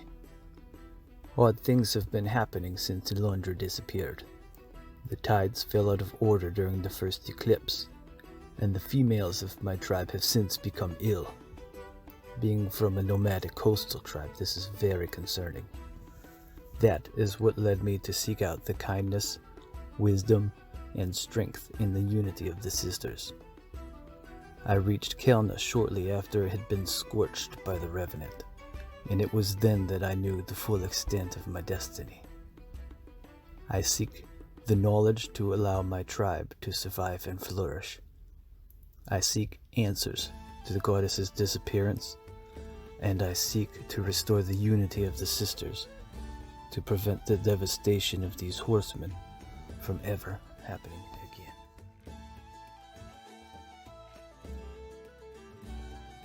Hey yo, 13 here, Ambassador for Unity and Honey. First thing I recall is waking in the Temple of the Unities. There, I learned and I studied all about Elundra. And let me tell you what, her ways, they was rad. But so few people would listen to the words, this really started to get me down. This is where I finds out I fights better with a buzz. Yeah, I'm a monk, what of it? My love is honey, and my soul is unity. Some of yous call me a dirty rat, and yous know who I'm talking about. So after years preaching the unity, it's not until now that yous come to my door asking me for help. Well, this may be the miracle opening I was looking for. Let's go. Hey, anybody see my pants? My name is Voxel, a half-elven tabaxi from the southern plains. I grew up amongst the Order, and as a child, I was bullied by my peers, though the kindness shown to me by a scant few, including Elundra, kept me there. Her words of kindness have kept me strong through trial and tribulation. When she and the goddesses disappeared, so did I. I had few reasons left to stay. I learned my trade at the Bard's College, and from there I have traveled the continent according to my conscience, helping those who need it, and finding adventure where I can. I seek to help the poor and the downtrodden, and though I have little love for the temple's current leadership, in these dark times I preach the words of Savadine: compassion, kindness, and perhaps even unity.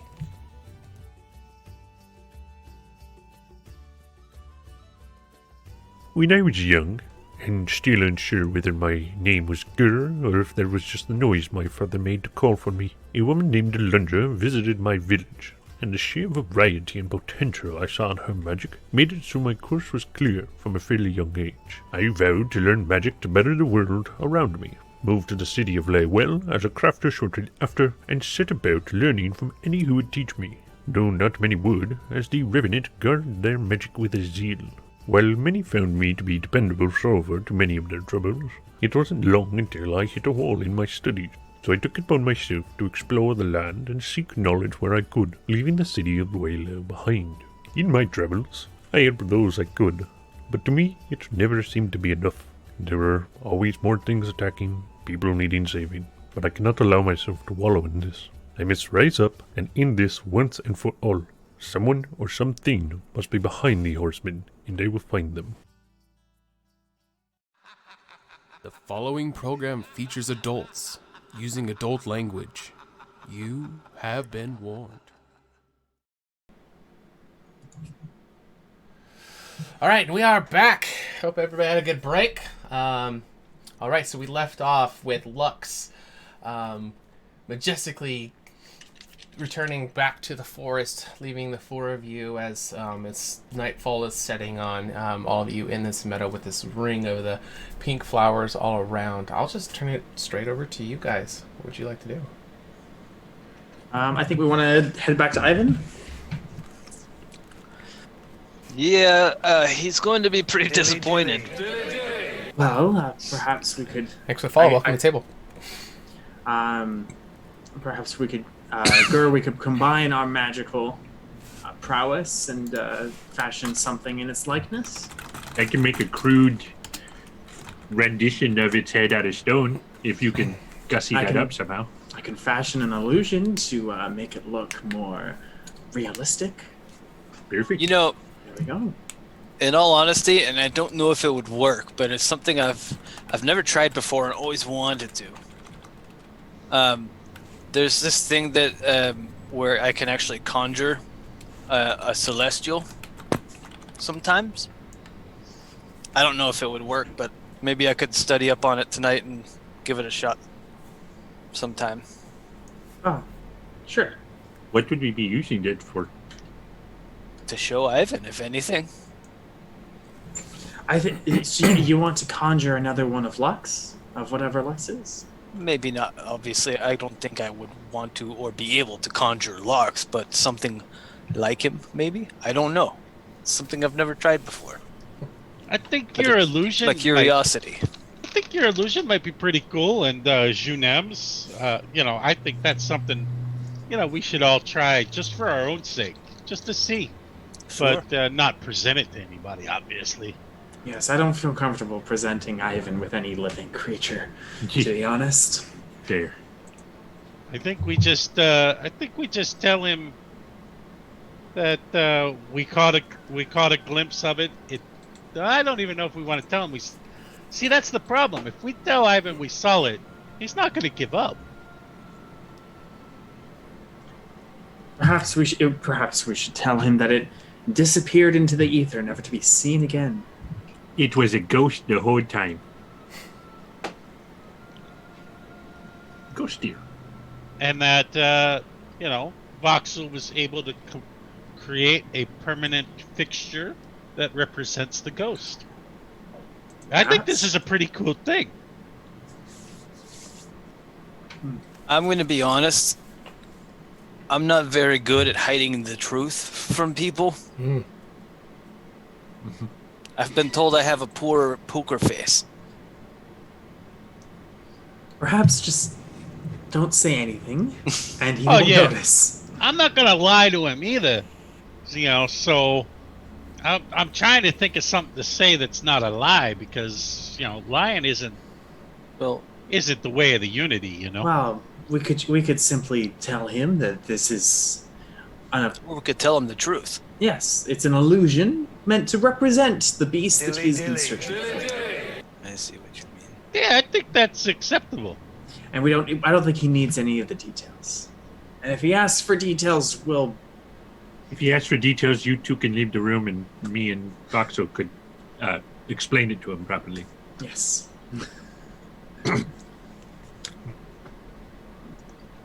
Normally, I'm not comfortable with lying, but if it's to protect an innocent creature, then...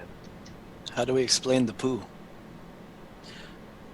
I don't know that he needs any details. I don't even think we need to I don't even think we need a story about it being a ghost or anything. I think we can just tell him that this is, here's what he seeks. A piece for his collection. And to a certain degree, the less we tell him, the better. Exactly. We don't have to lie. We just have to let him make assumptions. And it is white duty, so it could be ghost duty. Really hung up on that ghost thing, huh, 13? I can literally make a phantom horse that can look like anything. Just have it run through his house. Then you shoot it, it explodes. We leave behind just the head that we made. Oh, that's a good idea. That is a lot more like lying, though. I'm picturing it as theater. Could you make all the heads on his wall animate as well? Because I don't have that level of illusion, but I think Voxel does. That would be amazing. And if Voxel plays their instrument, we could even make it a musical theater. Do you know how to sing, you know? All the heads are singing. It's a Disney musical. Let's go talk to Ivan, and we'll do some quick thinking if he asks any questions. We're just here, hanging around. Think of the scene from Beetlejuice. 6 foot, 7 foot, 8 foot punch. Has anyone seen my ass? Hey, It's just a tally answer. man, tally me banana. A great movie. All right, let's go to Ivan. We're traveling to his mansion. We Hitting want to the make fast the head travel first. Okay. We can make it on the way. Okay. On the way out, I'm going to try again to make sure that wasn't a fluke and see if I'm allergic to the pink flowers again. Boy. All right, give me a Drag your Constitution ass saving all the way throw. back. Oh, and Baker gave us Out of curiosity. Baker gave us 300 bits, so I'm assuming I'm the only person without an inspiration. Oh, there we go. I might need to use that one right now, actually. Thanks, Baker. Oh, you're just gonna go to sleep. All right. So, Yeah, but how are we going to actually wait? No, I have my warhorse. So all right. So with a 9, Junem, as you guys are getting ready to exit the meadow, you kind of go for one more try. You kind of lean over and take a big whiff. Are you just smelling, or you're full on touching them, right? Well, yeah, because they said that... Well, yeah, I had to touch... I touched it last time. Yeah. Okay. And it gave me a little yeah. How are you touching? With your trunk? With your hands? My trunk. Yeah. Your trunk? All right. So as you go in to touch it, your entire trunk is going to actually it's going to have like this electrical feeling, but then it's going to go just completely numb and limp. So it's just going to, as you kind of like, you're using the muscles in it to kind of smell, it's just going to, boom, it's going to go completely flaccid. Your trunk is just going to be, and as you turn your head to look at everybody, it's just going to be like flopping around, like completely out of control from you. Oh, no. This has never happened to me before. Grr! You should plug your nose. Look- Grr. Look at this. Yeah, you're Is allergic this what to it. allergic means? Sure. Yes. Just You're walk allergic around. to the flowers. I think I'm allergic to flowers. It's better to know now. I don't know. Violets are a kind of flower. Actually, honey is made from flowers. Oh no. Well, then I can't be allergic. I've had my fair share of those. Probably just that flower in particular. I think you're right. It does smell good though. It does. I can't smell anymore. No, you can't. No. Girl, I can't smell anything. It's good.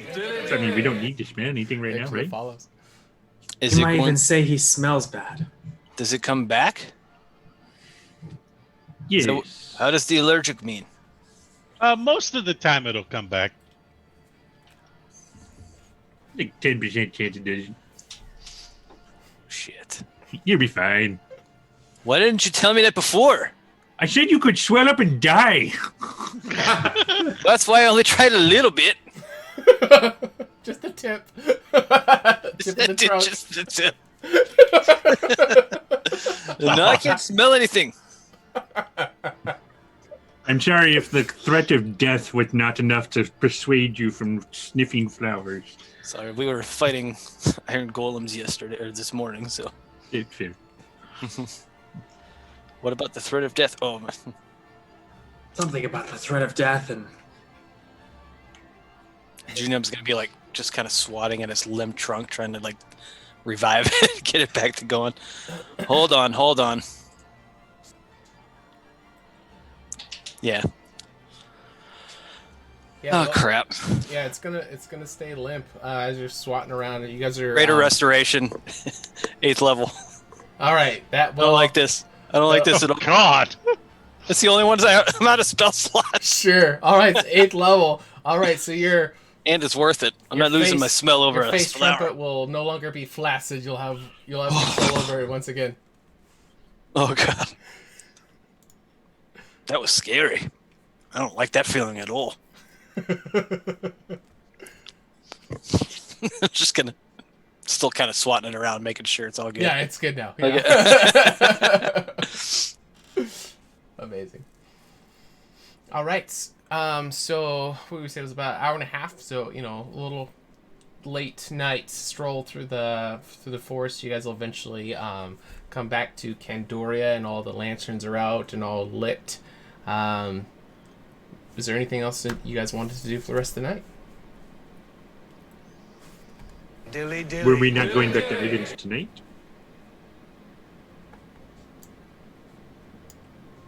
I thought we were. I think we can make it there tonight. Is he still up? Is there still a ruckus at the at his party manor? going on. No, at the manor would be the doors would be shut. There's still some people for the festival who are out and about, but it looks like the manor is closed up. That doesn't mean. Right, you well, I'm couldn't- gonna go you up couldn't- and knock on the door. Okay. We're on a quest for him. He can see us. Sure. It's only like 9 o'clock. All right. So as you knock, no answer. You knock again, and the door will kind of creak open, and there will be Ivan, who seems to be in some kind of like a night robe, and he'll be like, 9 o'clock. he's old, man. He's 9 old. o'clock during a festival. They go to bed early. Old people don't stay up, man. Isn't he like a dwarf? He'll There's be up probably- early. There's probably nobody over 50 watching the stream because they're all in bed. So he'll kind of creak open the door and sees you, and he'll open it all the way. You're back already. Yes. We have completed your quest. Oh, you found it? And he'll swing the door open. Come in. All right, and who's carrying the head? Then probably. Yeah. All right. Follow him in. All right, yeah, and he'll be walking straight to the trophy room. He'll open those doors. Let me see. Where is it? You found it. This is real. It is. I must warn you that this is an illusion of his head, a permanent illusion, I might add. And you'll see all the excitement that was just bursting out of him will just kind of completely deflate. A what? Dilly dilly. Dilly dilly. Well, It's heavy. well, we didn't. Well, you wanted a token of its magnificence, and here it is.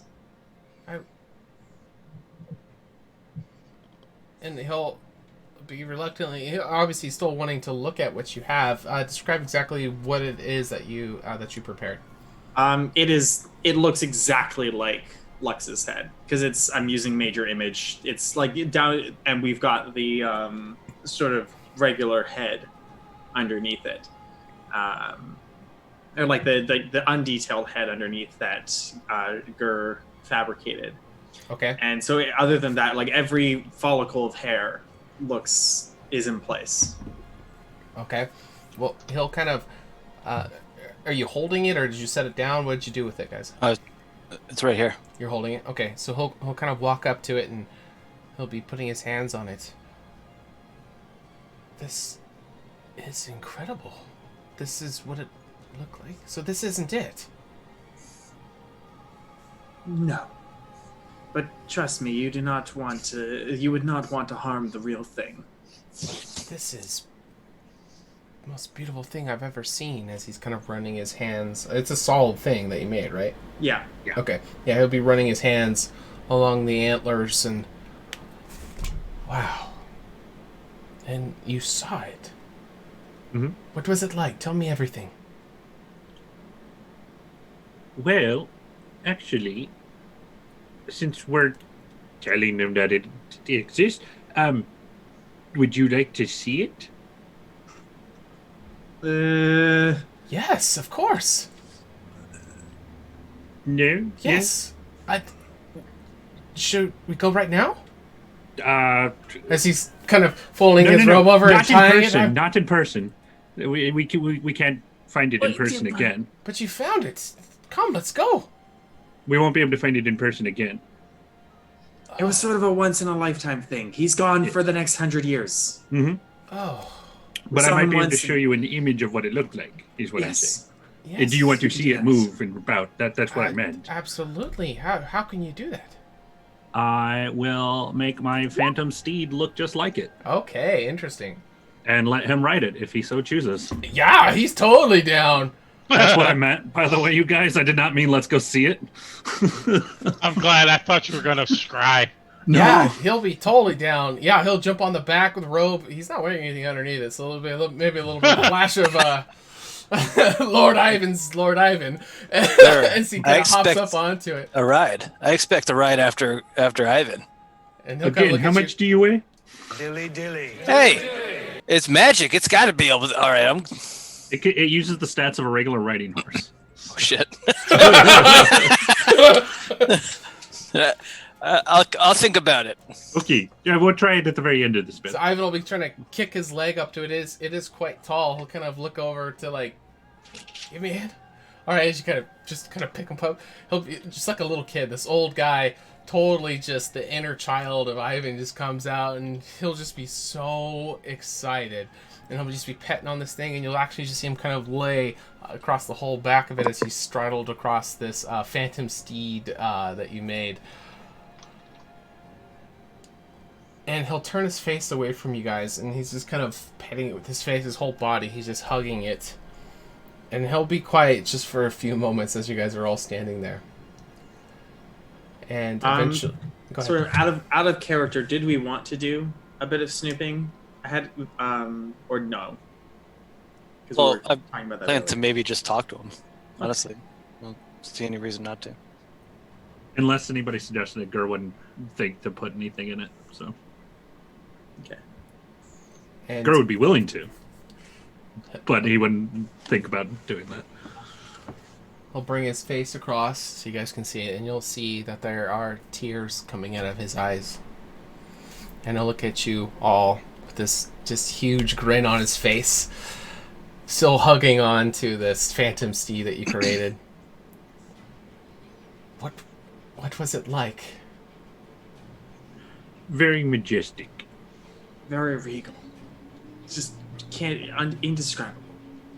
13 takes a big drink. Okay. It was a whole lot of duty. But you said he won't return again for 100 years? Yes. At the very least. At the very From what we least. understood. You shouldn't go looking for him again. The woods are getting much more dangerous by the day. Especially, yeah. Okay. And he'll kind of sit up, with his hands running on the back of it, and bring his hands up and kind of feeling all the antlers. I'll make it prance around the room. Okay. Once the prancing is done, you'll hear him laughing as it's going around. But as it comes to a stop again, he'll. I don't know how to thank all of you for this. This is one of the best things I've ever seen my whole life. And so you made the Phantom Steed, but then there's still the head thing. Something for him to keep like he wanted. So he'll kind of slide off of the steed, still keeping a hand on it, not wanting to let the moment end. Well, if this is the best I can get, we can definitely mount this in there, and I'll put your names on the plaque for bringing this in. You don't need to do that. No, I insist. This was your find. This is obviously not the traditional way, but if he's not going to be coming back in my lifetime, at least, this will be the centerpiece of all my trophies. Junem's going to climb onto the steed. It has a strength of 16. I just looked it up. I can get on. Oh, you can? Oh, yeah. Okay, Ivan will make way. Yeah, if you if it can. They can carry 540 pounds. Oh, there we go. I was gonna say if it takes any kind of major damage, it just poofs. So Yeah, if you had like I- squished, it would. Yeah, Junem doesn't know that, but I'm going to give it a try. Okay. Yeah, but what's all your gear weigh? Oh, I do have a lot of shit. Maybe I'll Roll a percentile. I think it's gonna poof. So as you If anything, we're not going to prance, but we. you get up there for just a moment, and then a poof will disappear as you just come falling to the ground. And you'll see Ivan's lip just kind of quiver, and he'll kind of grab this head mount that you guys made, and he'll be hugging to that. It's like putting a brick on top of a house of cards. Tell you what, if I'm in town for the festival next year, I'll bring the Phantom Steed back. Maybe we can make it a yearly ritual then. Yeah. We could charge admission. Yeah. Well, I will have this mounted first thing in the morning. Thank you all so much for this. Glad we could help. No problem. No problem. We should take him to bed.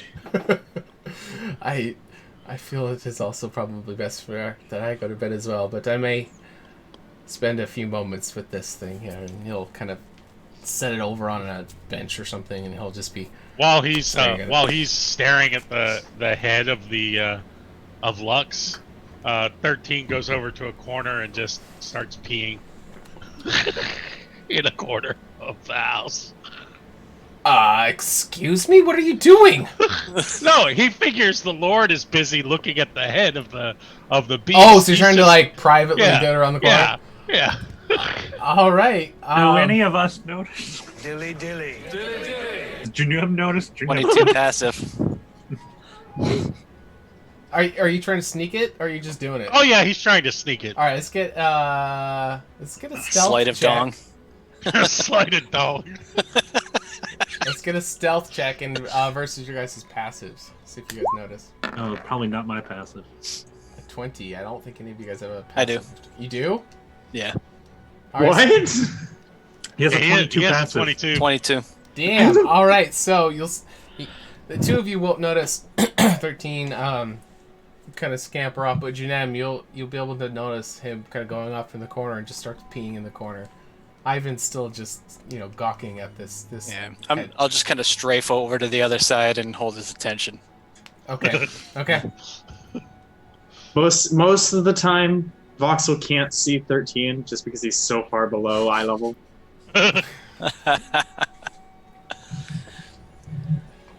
Okay. Anything else? Nope. 13 will head out. No, Well- I think we're heading back to the tavern probably. Yeah. I think the mansion needs to be re-upped then. Before we go, though, Ivan, do you think maybe sometime tomorrow we could just kind of sit down and have a little chat? I wanted to talk about Tavara a little bit. I have some questions for her, or about her. And his hand will kind of slide off the head, and he'll kind of turn to you, making sure his robe is tucked in. Well, no time like the present. And just, What's on your mind? I've always been one to enjoy the church. But it seems like she's, I don't know a nice way to put it, but it seems like she's perverting it to her own wishes. Is that too blunt? What are you getting at, Junim? It's the goss. The way that she seems to handle herself. I don't know if I'm being too forward with this, and if so, I apologize. But Speak your mind. I feel like she's taking what was great about the sisters and about the unity and about Alundra and what she had done, and she's not so much making a mockery out of it, but she seems to try and push her will onto us, onto the people, without regard to the wishes of anyone else. And it seems the only reason I bring this up is because I can see there's some tension between you and her as well. It doesn't take a keen eye to see that. Yes, she definitely has her place. I do feel that she oversteps her bounds far more often than I would like. Myself, personally, as he kind of crosses his legs over, Nope.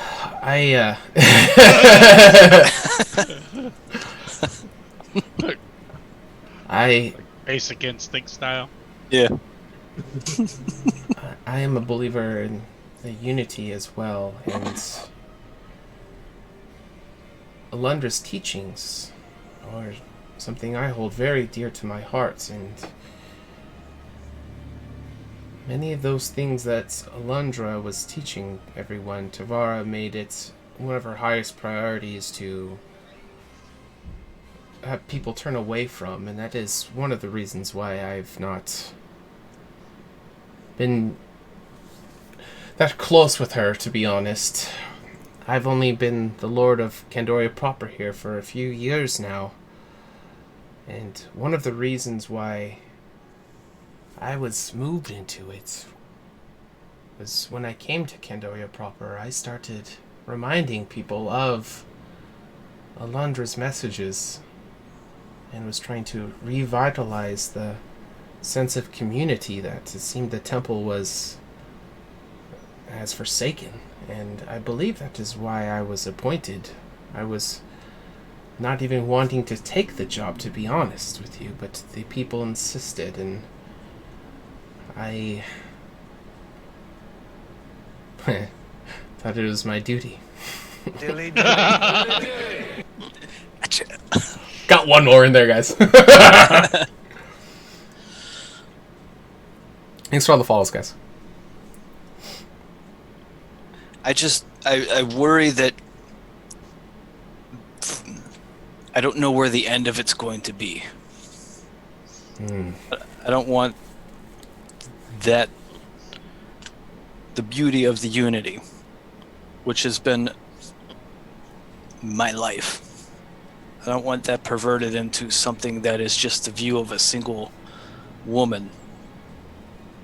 I see there's good in her. It's not all bad. Yes, I agree. I tend to believe that if you don't have anything worth dying for, you don't have anything worth living for either. And I'm not sure where she stands on a thought like that.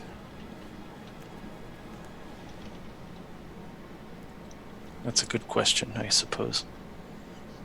What do you all have to live for? Pursuit of knowledge. Knowledge. My family. Mead. Music. Honey sticks. Lots of things. The unity. Oh, yeah. Unity. Are those things that you said something In that order. Are those things that you feel is worth dying for, though? Yeah. I think so. Then I would say you have something worth living for, then. Agreed. Sorry to push this on you at such a late hour. I didn't mean to bring you down off of your high from from the joyride earlier. Yeah, he'll kind of tap on the head. As important as this thing is to me, Candoria proper and her people are much more important.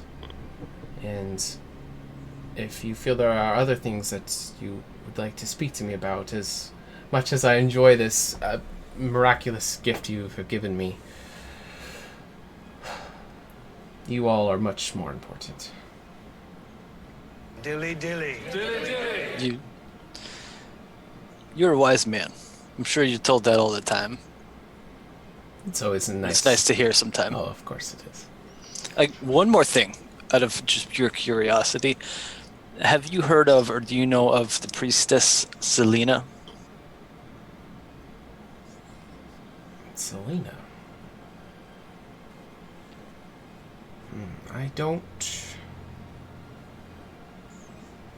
To be honest with you, I don't spend much time with the temple or the people in there. I have been wanting, though, to make a pilgrimage to the old temple. I've never been there. That is Perhaps something. we could go sometime. Yes, I would love that. I mean to go shortly as well. Well, not shortly.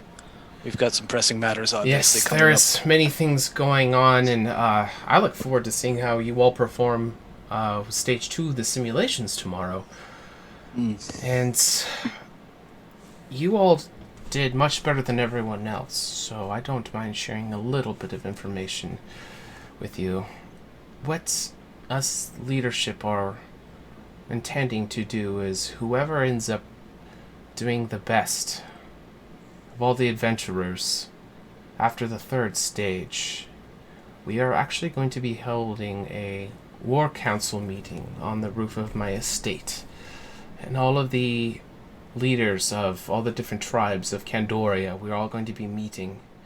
And whoever does the best of all the stages is going to be invited. And I have a feeling that there's a good chance it may be the four of you. We didn't get the chance to see the results of anything else. Was anybody near completing the task? No. Was it? None of them did anywhere near as well as the four of you.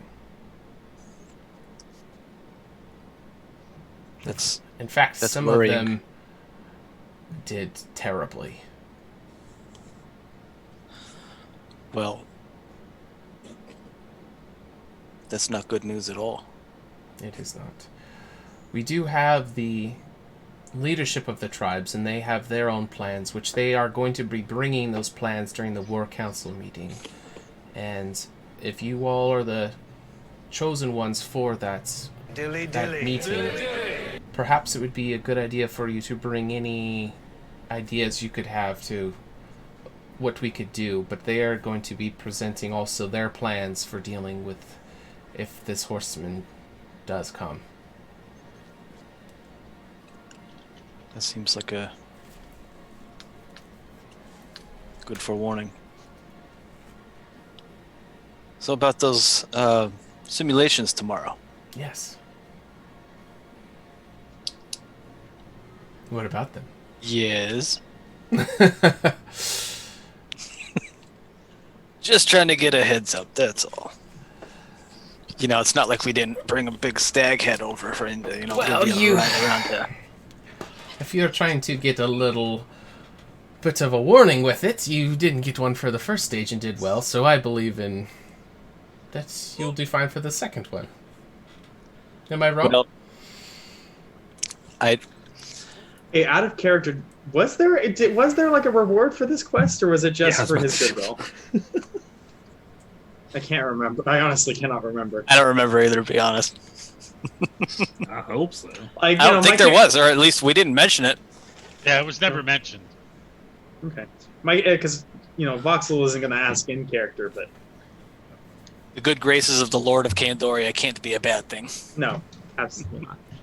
All right. Well, in that case, we shall bid you good night. I think we shall leave you to your rest, my friend. Thanks for the candor.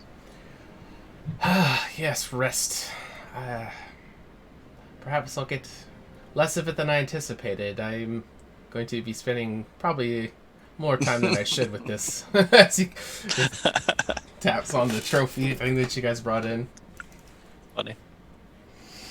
Well, I guess I'll see you in the morning. We will. Have a good night. And I'll leave it at that. see you guys to the door and close it on your way out. And you'll hear just this giddy little kiddish laugh.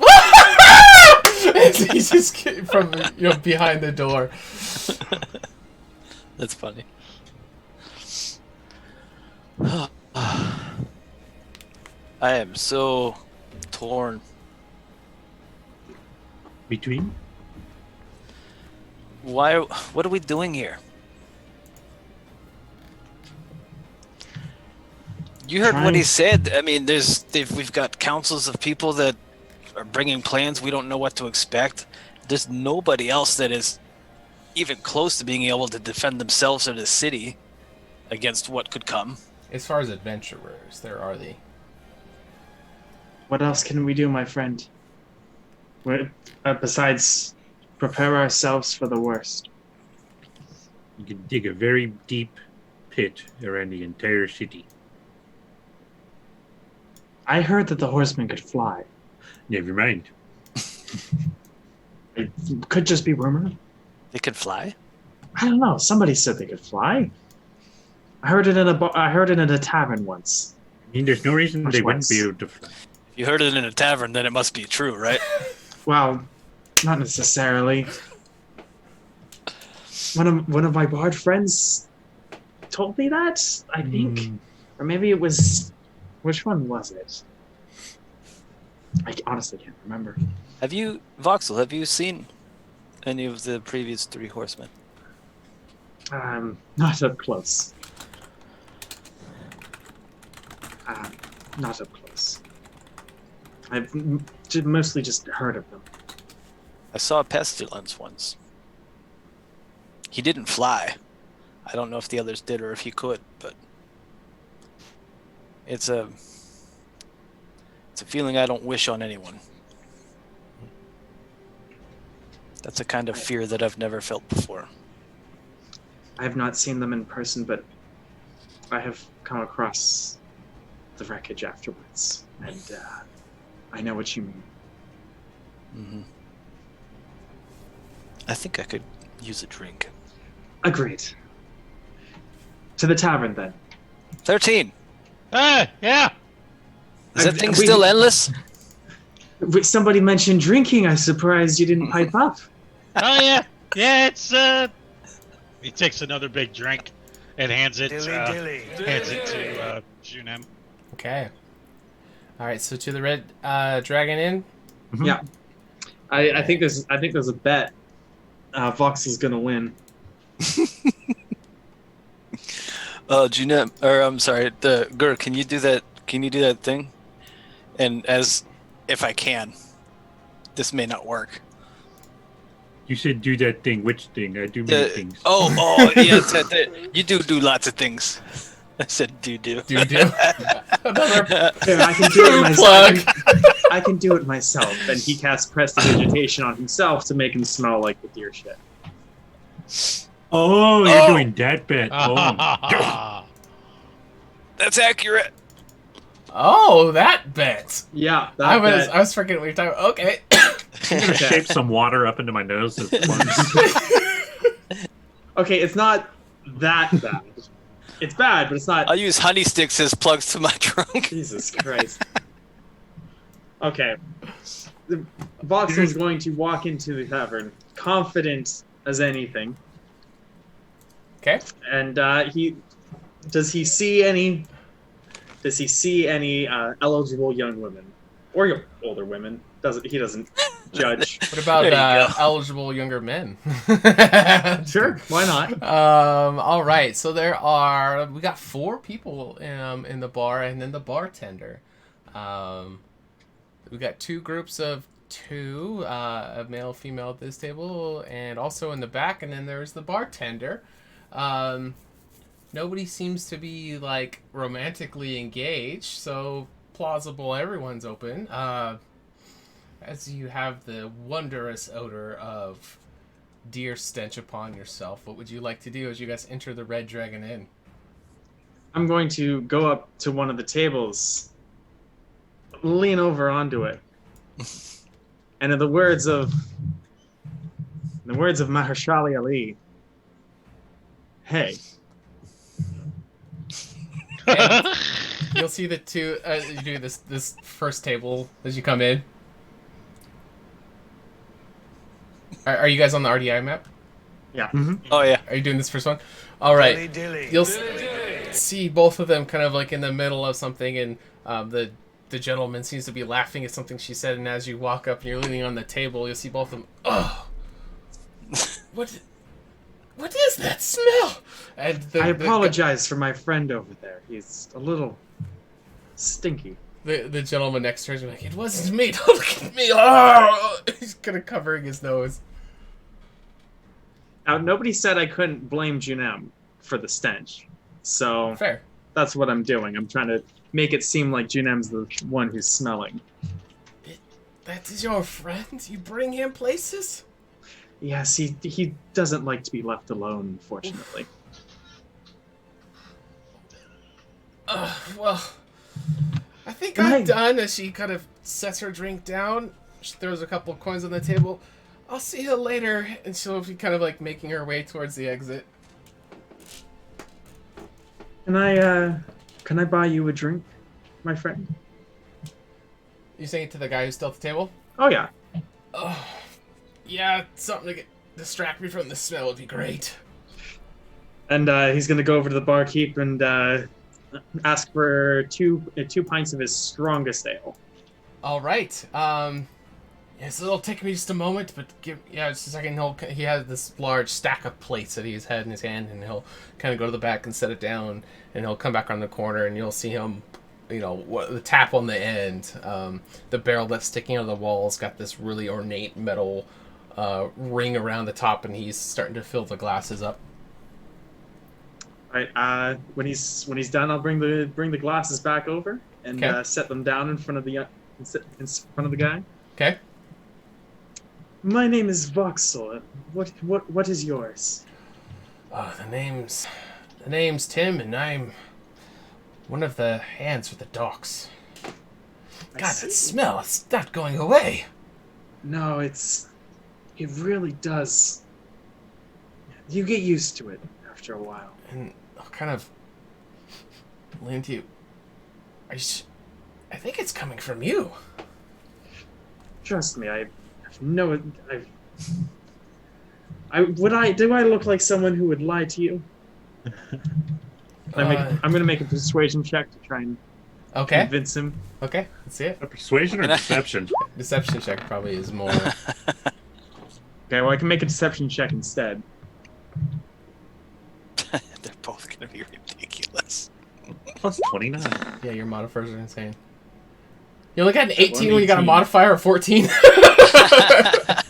That's know still what? really I'm gonna use advantage on that. Advantage? How? I'm gonna use my inspiration. Oh, okay. Sorry. All right. There we go. That's better. 27. Oh, so the one over your head. Gotcha. Bam. Okay. 27 is much higher. Oh, well, if you say so. And he'll just kind of like plug in his nose and he'll kind of just be chugging the drink, and he'll get about halfway down. He'll slam it down. Oh, yes, if you say so. It doesn't seem to be going away. How was your day? Oh, it was very interesting. Almost died a few times. Almost died? This sounds good. Give me the details. I'm an adventurer by trade, my friend. I could regale you with stories of my own exploits and those of half the continent. I could tell you the tale of Sir Ian the Bold and the ancient wizard Megalovich. Why, just this morning I tested my wits against the magical contraption created by what was the name of the guy running it?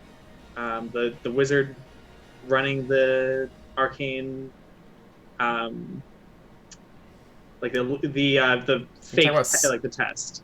Siphon? Yeah. Well, I tested. I came out victorious in a test created by the arch wizard Siphon. Are you talking about the simulation? Why, yes, my group was was the only one that succeeded. I heard about that. That was you. Yes. As he kind of just dry heaves over over the smell, like. Drink up, my friend. I promise you, alcohol makes the smell a lot better. Is it that one? As he points over to Junem. Yes, he does smell quite revolting. Well, it sounds like you had a much more productive day than I did. I had a very busy day. We had to move all of the boats at the docks to prepare for a very large one that we heard that they're bringing a very large shipment in. Well, tell me more, my friend. I didn't get any details, but it was quite extensive. I'm totally burnt out from today. That's why I came here to get a drink. Tomorrow's going to be another laborious day. Apparently they're bringing a lot of crates in that we're going to need to transport. I'm going to stumble over and be like, Voxel, did you take a shower yet? And as I trip, I'm going to give lesser restoration to the dude he's talking to. Okay, touch a picture. Try to sober him up a little bit. Oh, okay. Oh, you're trying to sober him up. Oh, okay. Okay, she kind of like pat him on the back. But after... This guy, huh? Oh my god, you stink. And I'm just going to walk off. As you come up and him, and he's kind of be like flinching because as far as he knows, you're the one that smells. And as you kind of turn to walk away, he's like, as Junem comes up, I'm going to cast Prestidigitation again. Okay. Did you see me coming? Yeah. I came on your blind side. Just saying. Oh. Okay. Well, when he gets there, we're going to cast it again because Voxel has realized that he never said I couldn't cast it on him as well. So I'm going to cast a much stronger version of the sense on Junem. Okay. Are you trying to... Okay. So that it seems like it really is coming from Junem. Okay. So as Junem comes up and slaps on the back, he's going to be just completely... He's trying to be polite, but it's just... At the amplitude that you're casting, it's just going to... He'll be covering his nose, and as Junem starts to walk away... Perhaps you should select your friends more wisely. Yes, I think that might be a good idea. He is quite proficient in combat, though, so he at least has that going for him. Yes, maybe hose him off in the back or something next time before you bring him in. 13 walks over to the table. Okay. And goes up to Voxel and gives Voxel a kiss.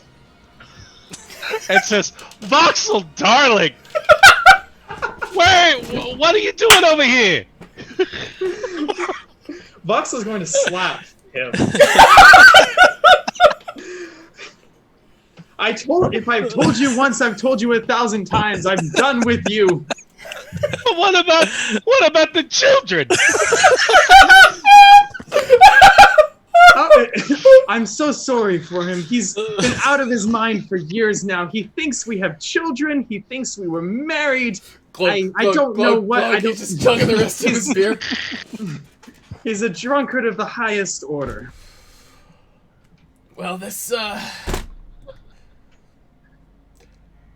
it has no words. He's gonna thanks for the drink, and he's just going to quickly walk towards the front door, excuse himself out of the inn. I'll go back to Junem, and I'll give him a high five. Low five. Fox is gonna flip them both off. Amazing. I thought it was a good attempt.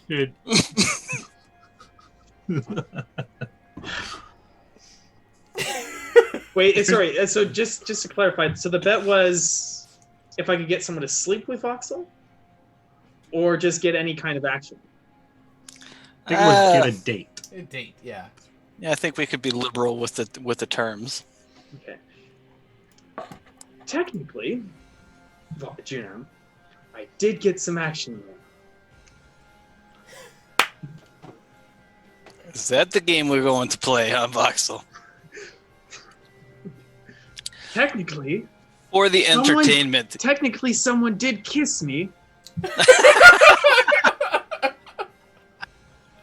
So by the truth. I'll just hand over 10 gold. Premature. Clever word play. I like it. Of their own volition. Son of a bitch. The bartender's behind the bar. He's cleaning out one of the mugs, and I won't ask any questions. I'm going to end the prestidigitation on me. How about this? How about we both donate 20 gold to the local orphanage? Or something. That's a great idea. I There we think go. I'll be doing that when I get my load of honey sticks tomorrow. That's what I was going to do with the money anyway, so. And I'll pull the honey sticks out of my nose and then eat them. Just the whole stick? Oh. Or Jesus. Well, no, I mean... you're gonna open them? Okay, just check it. Okay. I mean, usually they're made of wax, the sticks, so you could just eat it. I'll That think was about fun. that next time. You know what? Next time, no. Next time we'll have to set some better rules before Yes. we do. Next time, the more, yes. A little bit more rules. Amazing. So, Was there anything else we wanted to do before we go to sleep? how late is it? Is it It's probably like Pretty close 9:30, to the end, 10-ish now. I've got a couple of drinks in me. Could we maybe try one more of those breakdancing lessons? Of course, my friend. There is the stage that's here in the bar. Yes, they were practicing last night and this morning. So sure, let's show off some of the moves you learned, my friend. 13, why don't you play them a song on the piano? Dilly dilly. Well, Voxel's also got his. Yeah, Voxel- that sounds good. Voxel's also got his lute, so he'll strike up a fast beat and start dancing, a bit of a jig, and invites Junam onto the stage. Okay, are you gonna do any kind of like introduction for him or anything, or just go straight into it? It's only two people, I was two gonna say. patrons in the bar. Are you just gonna get up and go do it, or are you gonna be like trying to make a performance out of this? What's the bartender's name? I think you guys named it. Oh, it was Tarbender. Yeah, Tarbender. Yeah. Tarbender. Yes. What can I get for you? Another round. Another round, and we're gonna go. We're gonna go do our thing over on the stage. You mind? As long as you don't break any more benches. I paid for Well, that. Okay. The stage technically. I'm is running a out bench, of them so- now. Yes. He didn't go say ahead. not to break the stage, so we'll be fine. Yes. Have at it. 13. Hit it. 13 starts playing. Is the piano over there? Yeah, it's not on the stage. Yeah. It's, Oh, okay. Oh, yeah. snap. Oh, nice. Nice. All right. Damn. So Voxel strums an opening chord, and 13 starts playing. Ooh, they're just jamming. They are rocking out this song. They're doing a fantastic job. Were you gonna announce them or just go for it? Oh, I am giving him bardic inspiration on this, and also I'm helping. I'm using my performance and my previous training for him to help. They use the help action. Okay. If All you right. So Junem, you're understand. gonna go ahead. Oh, you already did one, but go. It's at advantage for yours. So 13 and Voxel. Yeah. They're playing some sweet, perfect dancing music for you. The stage is set as you're starting to come on stage. Let's get the second roll. Can I cast guidance on myself? Like beforehand. Yeah. Like as he's going up. Yeah. You just have to touch yourself. Which will happen. Yeah. As you go on stage. Don't forget to add the Yeah, something like that. 12 for bardic. Okay. So we're gonna do. Yeah, roll a second one and then add D4. Oh Jesus. my Just give him god. advantage. Wow. Oh, that was At my. least he That was has just the my advantage. 6. So yeah, I got the It's a 6. 6. Okay, go ahead and roll a D4 to add on It's top gonna be like of a that. total. It's gonna be like a total of 8. Oh, there we go. And the Oh, bardic There we not bad. go. So what is that? 19. 2021. Bringing the house down. It's a 21.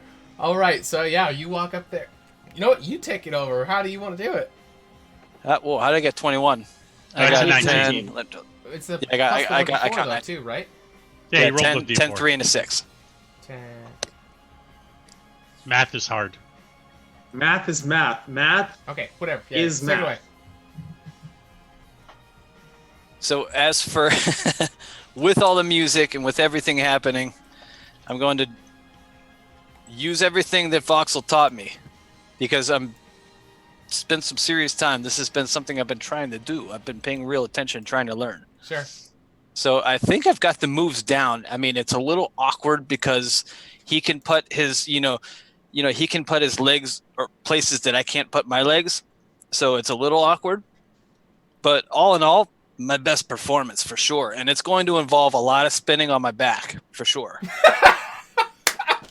And at some point, if this is a stage, I might crack 1 or 2 of the floorboards. No, I think with a score that high, you're good. But I'm really pissed off that only 2 people saw this. Okay. I saw it. If they were even looking, No, other yeah. than my friends, yeah. All right, so they're playing the music, and you do this. You actually do the best dance you've done yet. All the lessons have come to fruition, and you have this glorious moment. And spin on your back, you stand up to like get the reaction and the applause. Oh no, I ended up in like the sideways Oh, pose, like a sexy this. man pose? Oh yeah.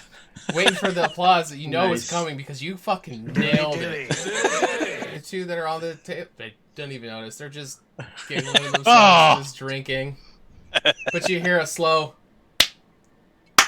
From Tarbender. guitar bender. He's just like starts doing his own slow clap over in the corner of the bar. Thank you.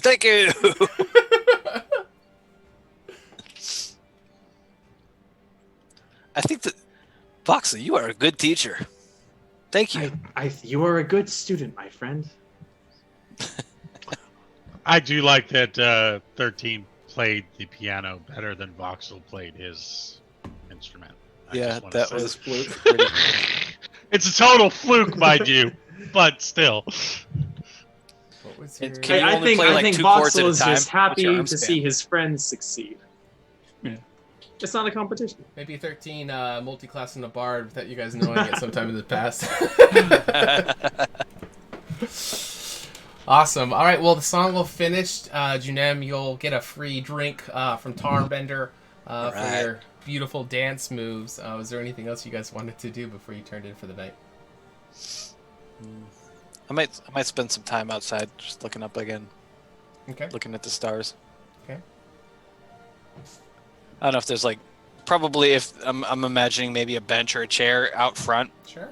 Nothing spectacular, but I like to enjoy the auroras and the eclipse Sure. and all that. Yeah, the ambience will be really peaceful. There'll be some people out there. So it's not gonna be like completely silent, but right where you are, there's people are kind of off in the distance enough where it's mostly quiet, and as you're sitting there just staring up at the night sky, you'll hear a little melody of crickets kind of chirping in the bushes that are kind of behind the kind of bench, and you kind of just lose yourself in the moment of just listening to that sound as you're looking up at the night sky. Little things like that kind of remind me of home.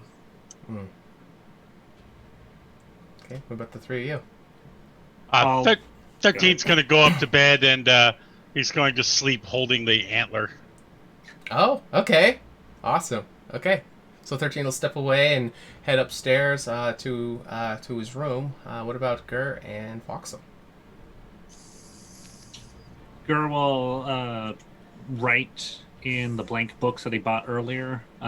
First on the things that we've encountered, like the mystical deer, or the giant bee, those sort of things, and like detailing things that he learned about them, like maybe their weaknesses and things like that. Not for the giant deer.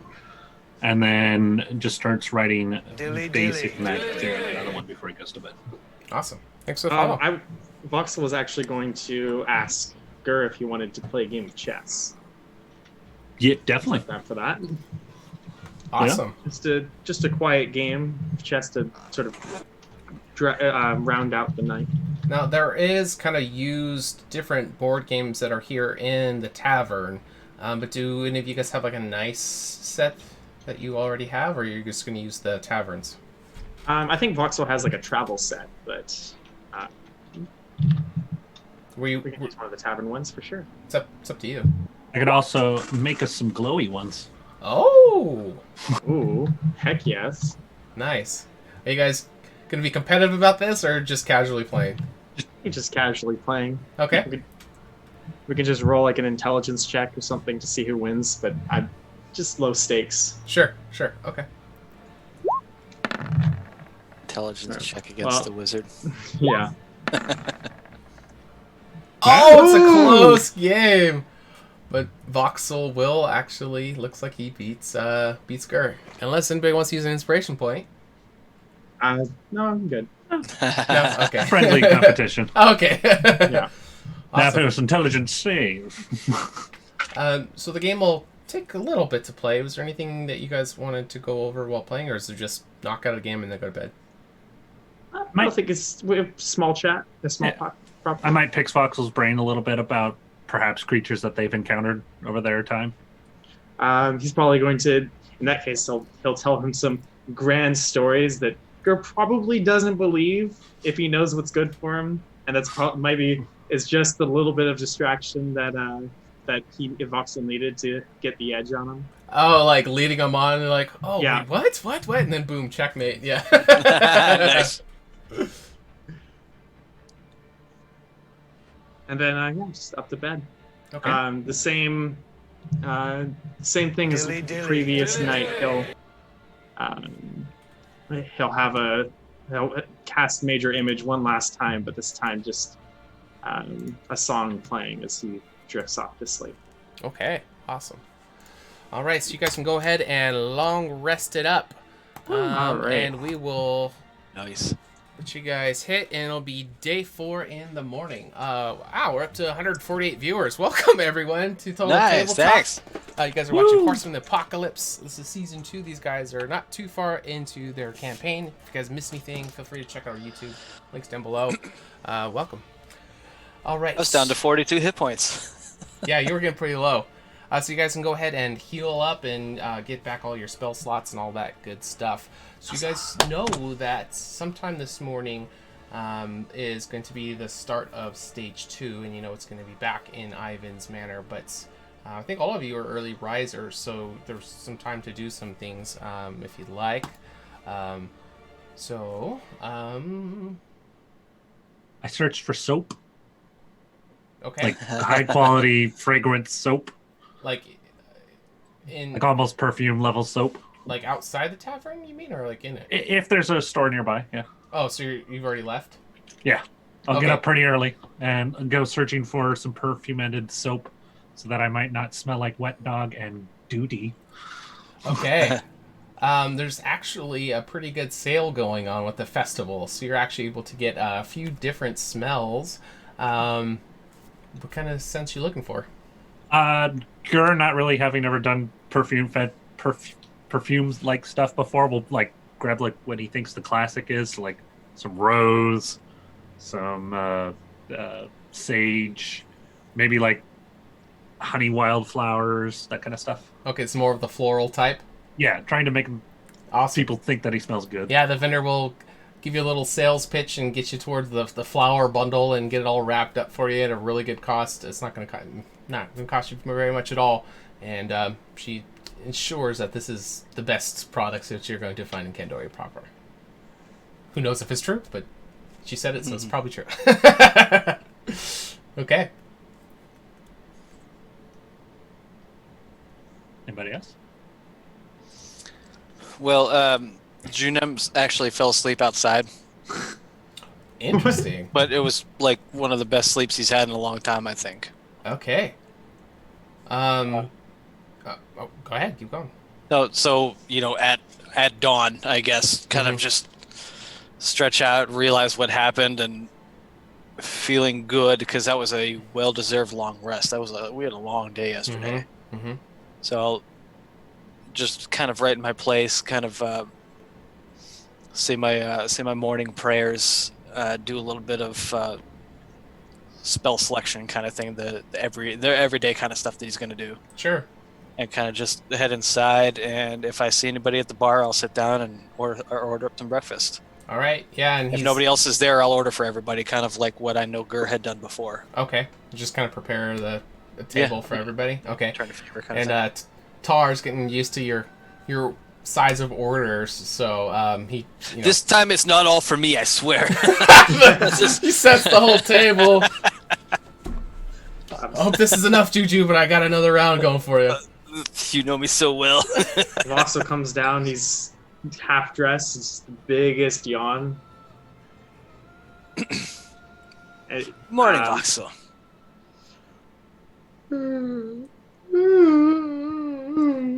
Did you? Are you done? Get it all out. Get it all out. It's a beautiful morning. Little more. Little more. There you go. Is he doing like the cat stretch out?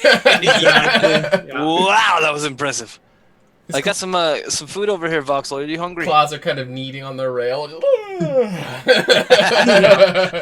Absolutely. Yeah, he comes down, sits down. Good morning.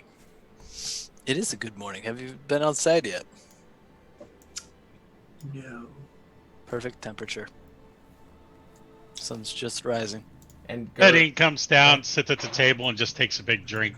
Doesn't touch any food. Oh my god. Okay. Now I'm yawning. I know you're like making me. I'm sorry. That's dedication to role playing. It's a real thing. Oh, jeez. All right. At this time, Gur, you're gonna now, Gur. Sorry.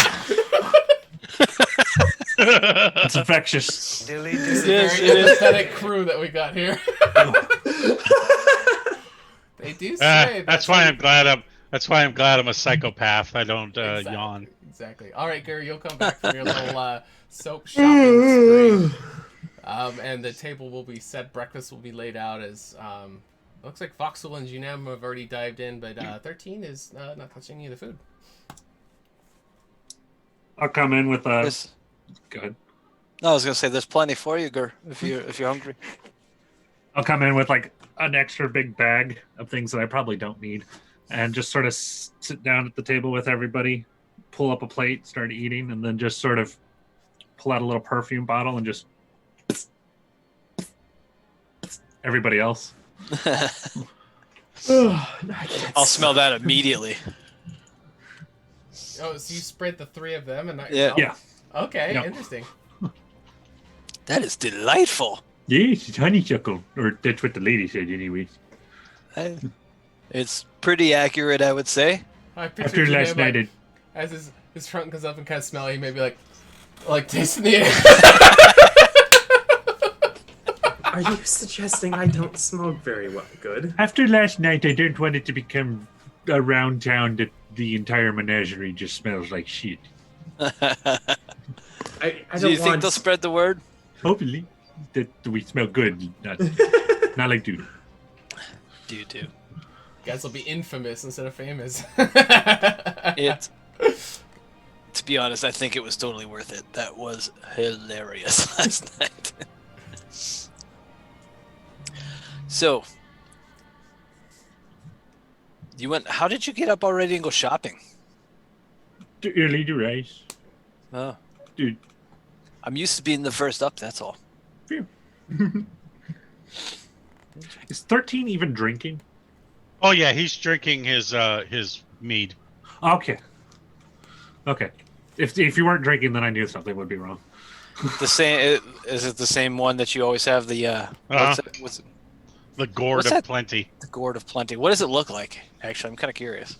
It just looks like a hollowed out like squash with a little stem sticking out of it. Is it like squash shaped, or is it like a hollowed out hardened squash, or is it more like a ceramic? Or yeah, it's ceramic, but it's made to look like a squash.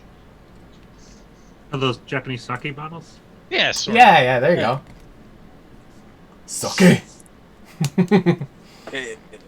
All right, so Tarvin will keep bringing the plates, as much as you want them. Junem, eventually you guys will finish breakfast. You had a good night's sleep, got fully rested up. You got a belly full of stomach or meat, or a belly full of food or meat. Unless you guys ate like haggis, and you'd have a belly full stomach. Nope. So you guys are ready to rock and roll for today's adventures. What are you guys wanting to do?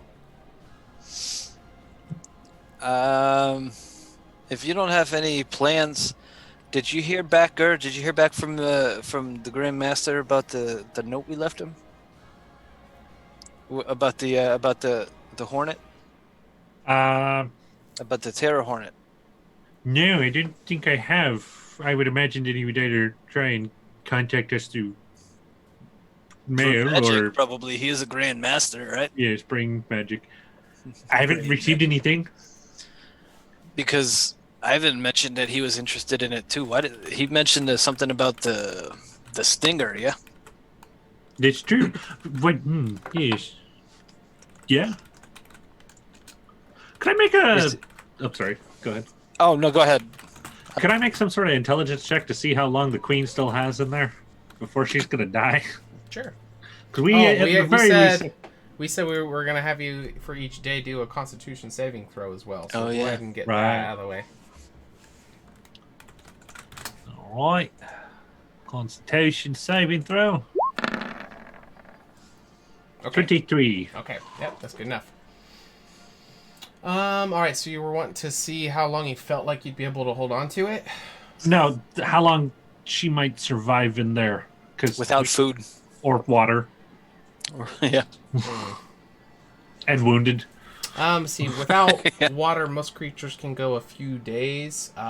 Food is usually longer than that, but yeah, water is going to be the Water is first. about 3 days. Yeah. And it's about 3 weeks without food. If she didn't die of blood loss in there, I'd say we have a day or two more before we need to figure out how to feed and water her. And maybe muck out the stall. Muck out the stall. Well, maybe sometime we can stop back there and see if he's got interest in it. If not, I mean, it seems the way you described it to me, you said that you could just give him the directions to this demi-plane that you created? Yes. Directions, is that the right word? They have the ability to create demi-planes as well, and then they could access my demi-plane if essentially I gave them the address. Junem's nodding like he understands you, but doesn't, obviously. It's a hidden box. I just tell him where the hidden box is. Oh, okay. Well, should we try and just give it to them? I mean, otherwise it seems a shame to just let such a creature like that starve in a empty room. Totally agree. If we don't give it Seems to one of them, torturous. I would say we should let it go somewhere. I don't like Far the away. idea of anything starving, frankly. Yes. Just something bright to start our day with, you know. Talking about starvation and death. Yeah, right. Just Bad what I habit like of to ours. wake up to. Yeah, the queen slave that you guys have in a dimensional box, Yeah. starving Good, away. good I guess that times. is kind good of our times. fault, though. All right. Are you guys ready for some stage 2 action? Was there anything you guys wanted to do before?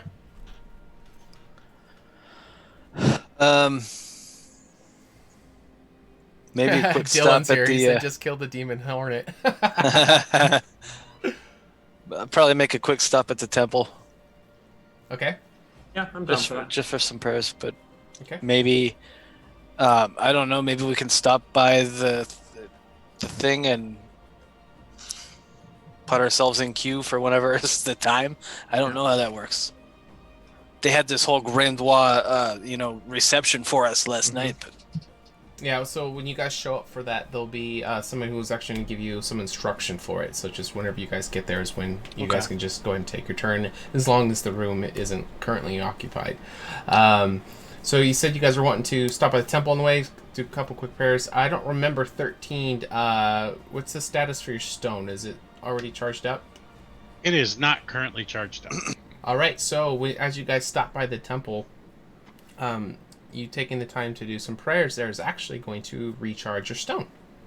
Oh, nice. just starts glowing. Yep.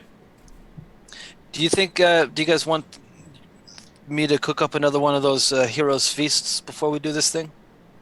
And I mean, it takes a little while. If we've got an hour or two, maybe we could do that. it might be worth it, yeah. It's pretty beneficial, all things considered. I think it's a more accurate representation of our abilities to adapt and overcome if we don't. What the hell was that supposed to mean, 13? What? I don't think I understand what you just said. I just think it's You said you don't want to prep. You're always yelling at me for not casting spells before we get into trouble and all that. Well, Trying to be proactive here. Yeah. But you could probably use it for something more important, like healing us when we need it. That's fair. You know what I want to try today? I want to see if I can conjure a copy of Lux. I don't know if it'll work, but it's totally worth a shot because it sounds like fun. Interesting. Okay, no meal. Well, I'm gonna go have to get breakfast anyways. I mean, I was planning on eating the feast. We just ate. It was like an hour and a half ago. Okay. Yeah. If I'm going into battle, I'm going in well fed. Maybe the last meal I ever eat, even though it's simulated. Even though it's simulated, right? You're also not physically moving around. It's on your. Yeah. Let's go. I don't know about you. I was starving when I got out of that battle yesterday. You're always starving. Not always true. Like you eat more than I drink. I do not. Oh yeah. Well, is that take into account body mass? Because that's kind of not fair. All right, maybe you got a point. Gerd, do the math. That's in a post production we put the beautiful line thing over Kurt as he's just Actually, I think the math works out. All right, so you guys can head towards Ivan's Manor, and when you get there, there's going to be a small reception of some of the Revenant officials that are there, and they'll ask you if you guys are ready, and they'll bring you up to the room that you guys were in. There's no adventurers currently using it. They will tell you guys go ahead and sit in the chairs, and someone will be with you in just a moment to kind of explain how stage 2 is going to go. So after you guys all take your positions on the chairs, a revenant is going to come in who has a black and blue robe, and his face is covered from the nose down with just some of the it's like a high color part of the robe that's sitting over it. It's going to cover most of his face, but you guys can hear everything he says with no problem. And he will begin a set of instructions for all of you.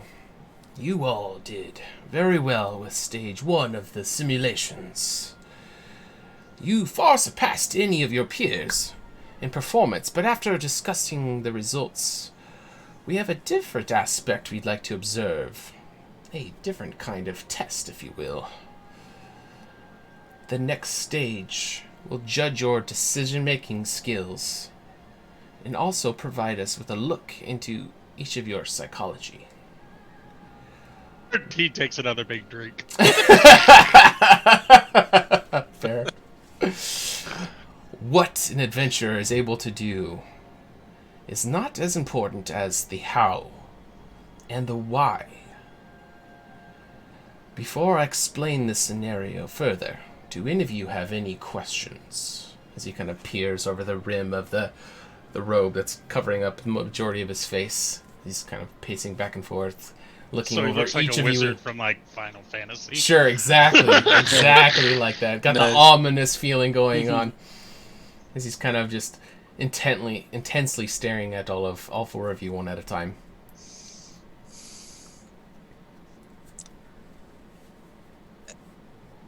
If we were the only ones to be able to, why are we still doing this? Good point. If we were the only ones to make it through the first round. Are you saying that to him, point. or are you saying that to each other? To him. Yeah.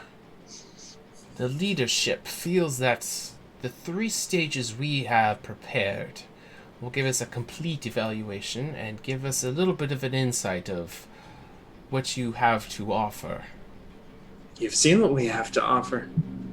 We have seen the what. Now we are curious about the how and the why aspects. That is what you will be evaluated on with this stage. Interesting.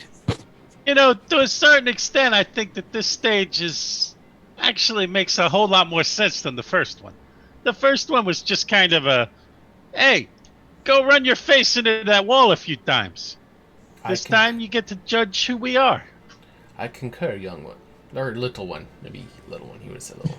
I'm pretty young, too. Any other questions? Now's the time to ask. After I give you the last bit, we will send you into stage 2 of the simulation. Are there any rules that we need to know about?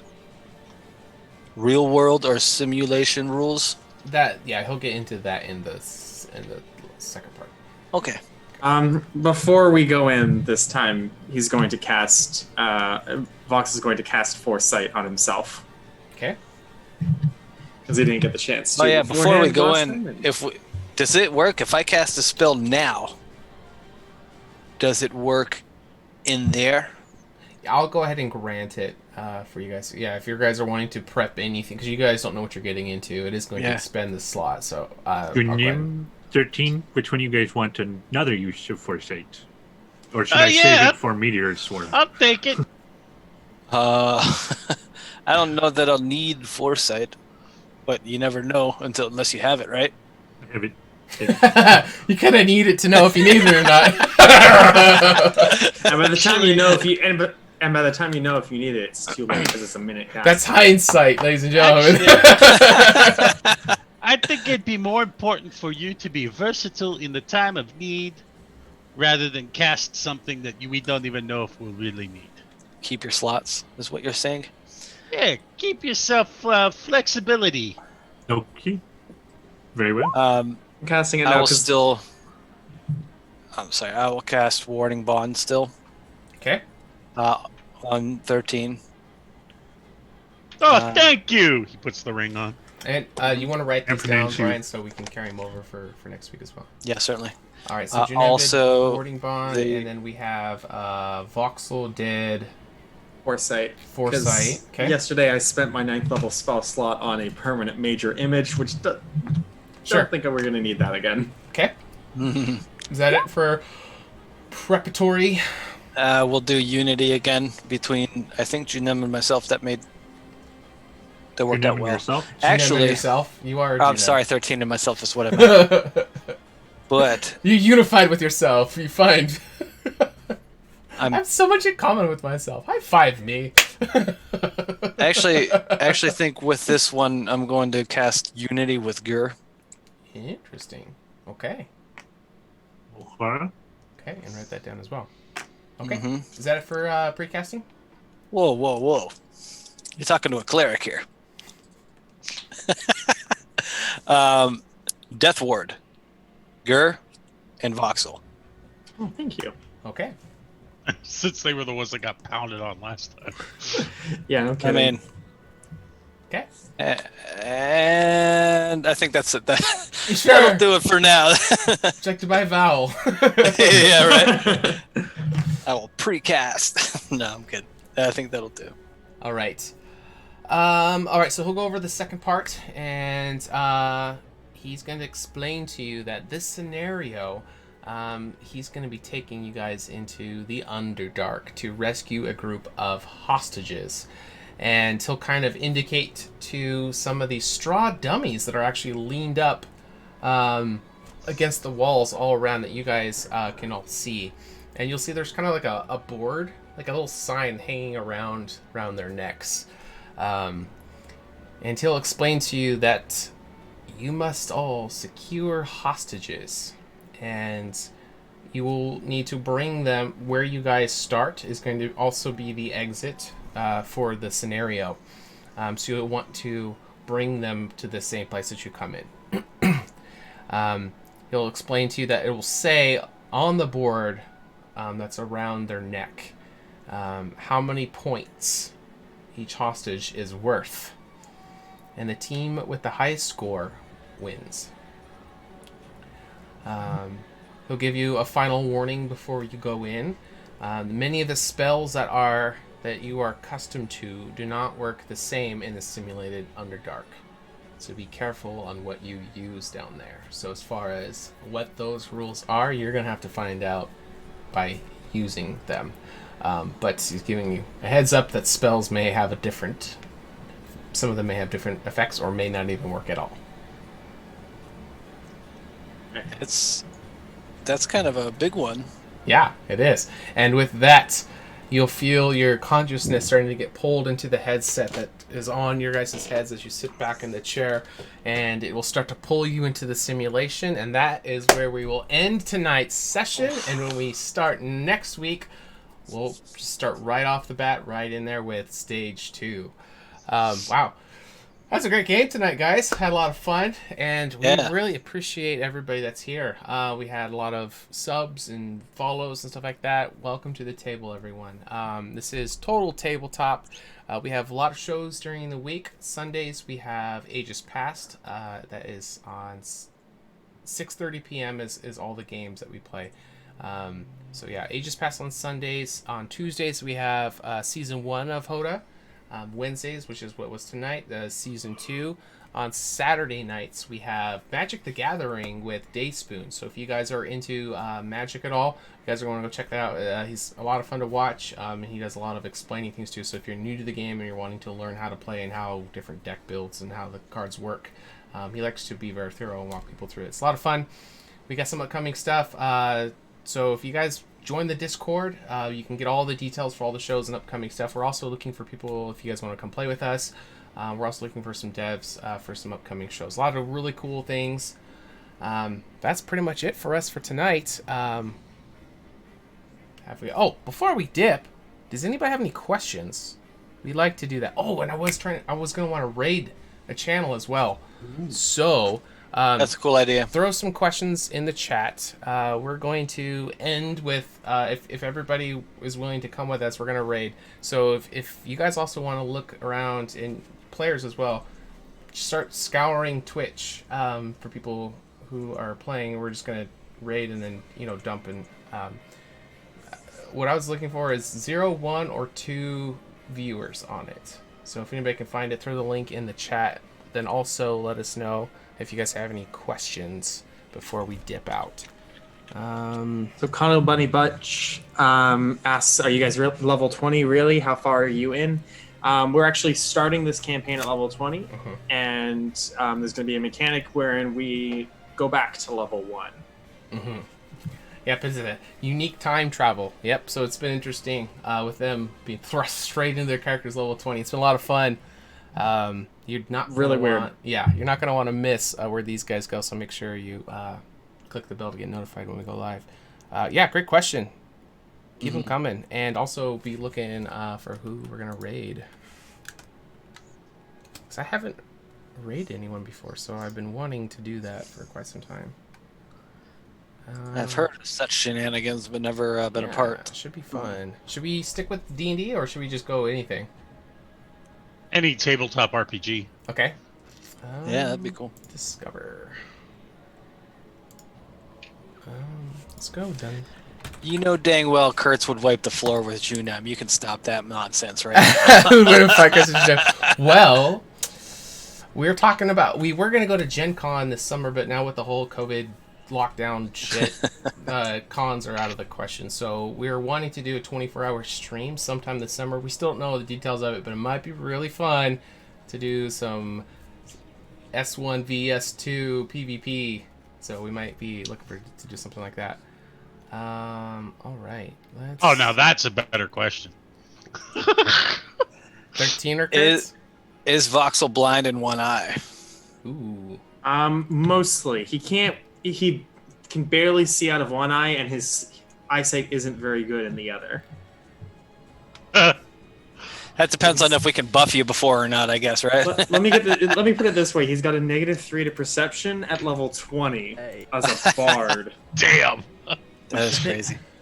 Let me double check. I think his natural is like -6. I actually think 13 versus Kurtz would be an interesting fight. It would be. It'd be a lot of fun. All right, let's do... Because I think Kurtz does more damage per swing for sure.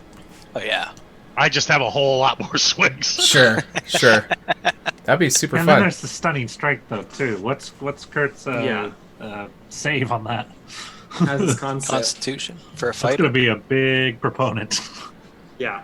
Okay. Anyone against a monk is whether or not you can make that con save. I think it really comes down to what level would they be fighting at. That's true. And I just saw we just hit over 20,000 views for the channel.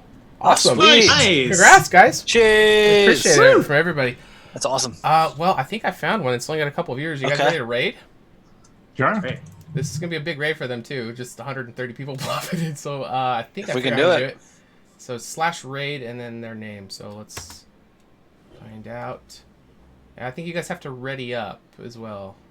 No, it should just drop us all in. Everybody? I guess we're gonna find out. Well, thanks for tuning in, guys. We'll see you guys next time. Let's have some Hope fun it with works. this raid. Oh, no, it is /raid. Oh, there it is. That's weird. Yeah, so if you guys want to join us, it'll be a lot of fun if we could all just blow up their channel. You guys don't have to stay long, but it'd be fun to just kind of show them some love, because we would have loved it when we first started out. So here we go. We'll see you guys next time. Cheers.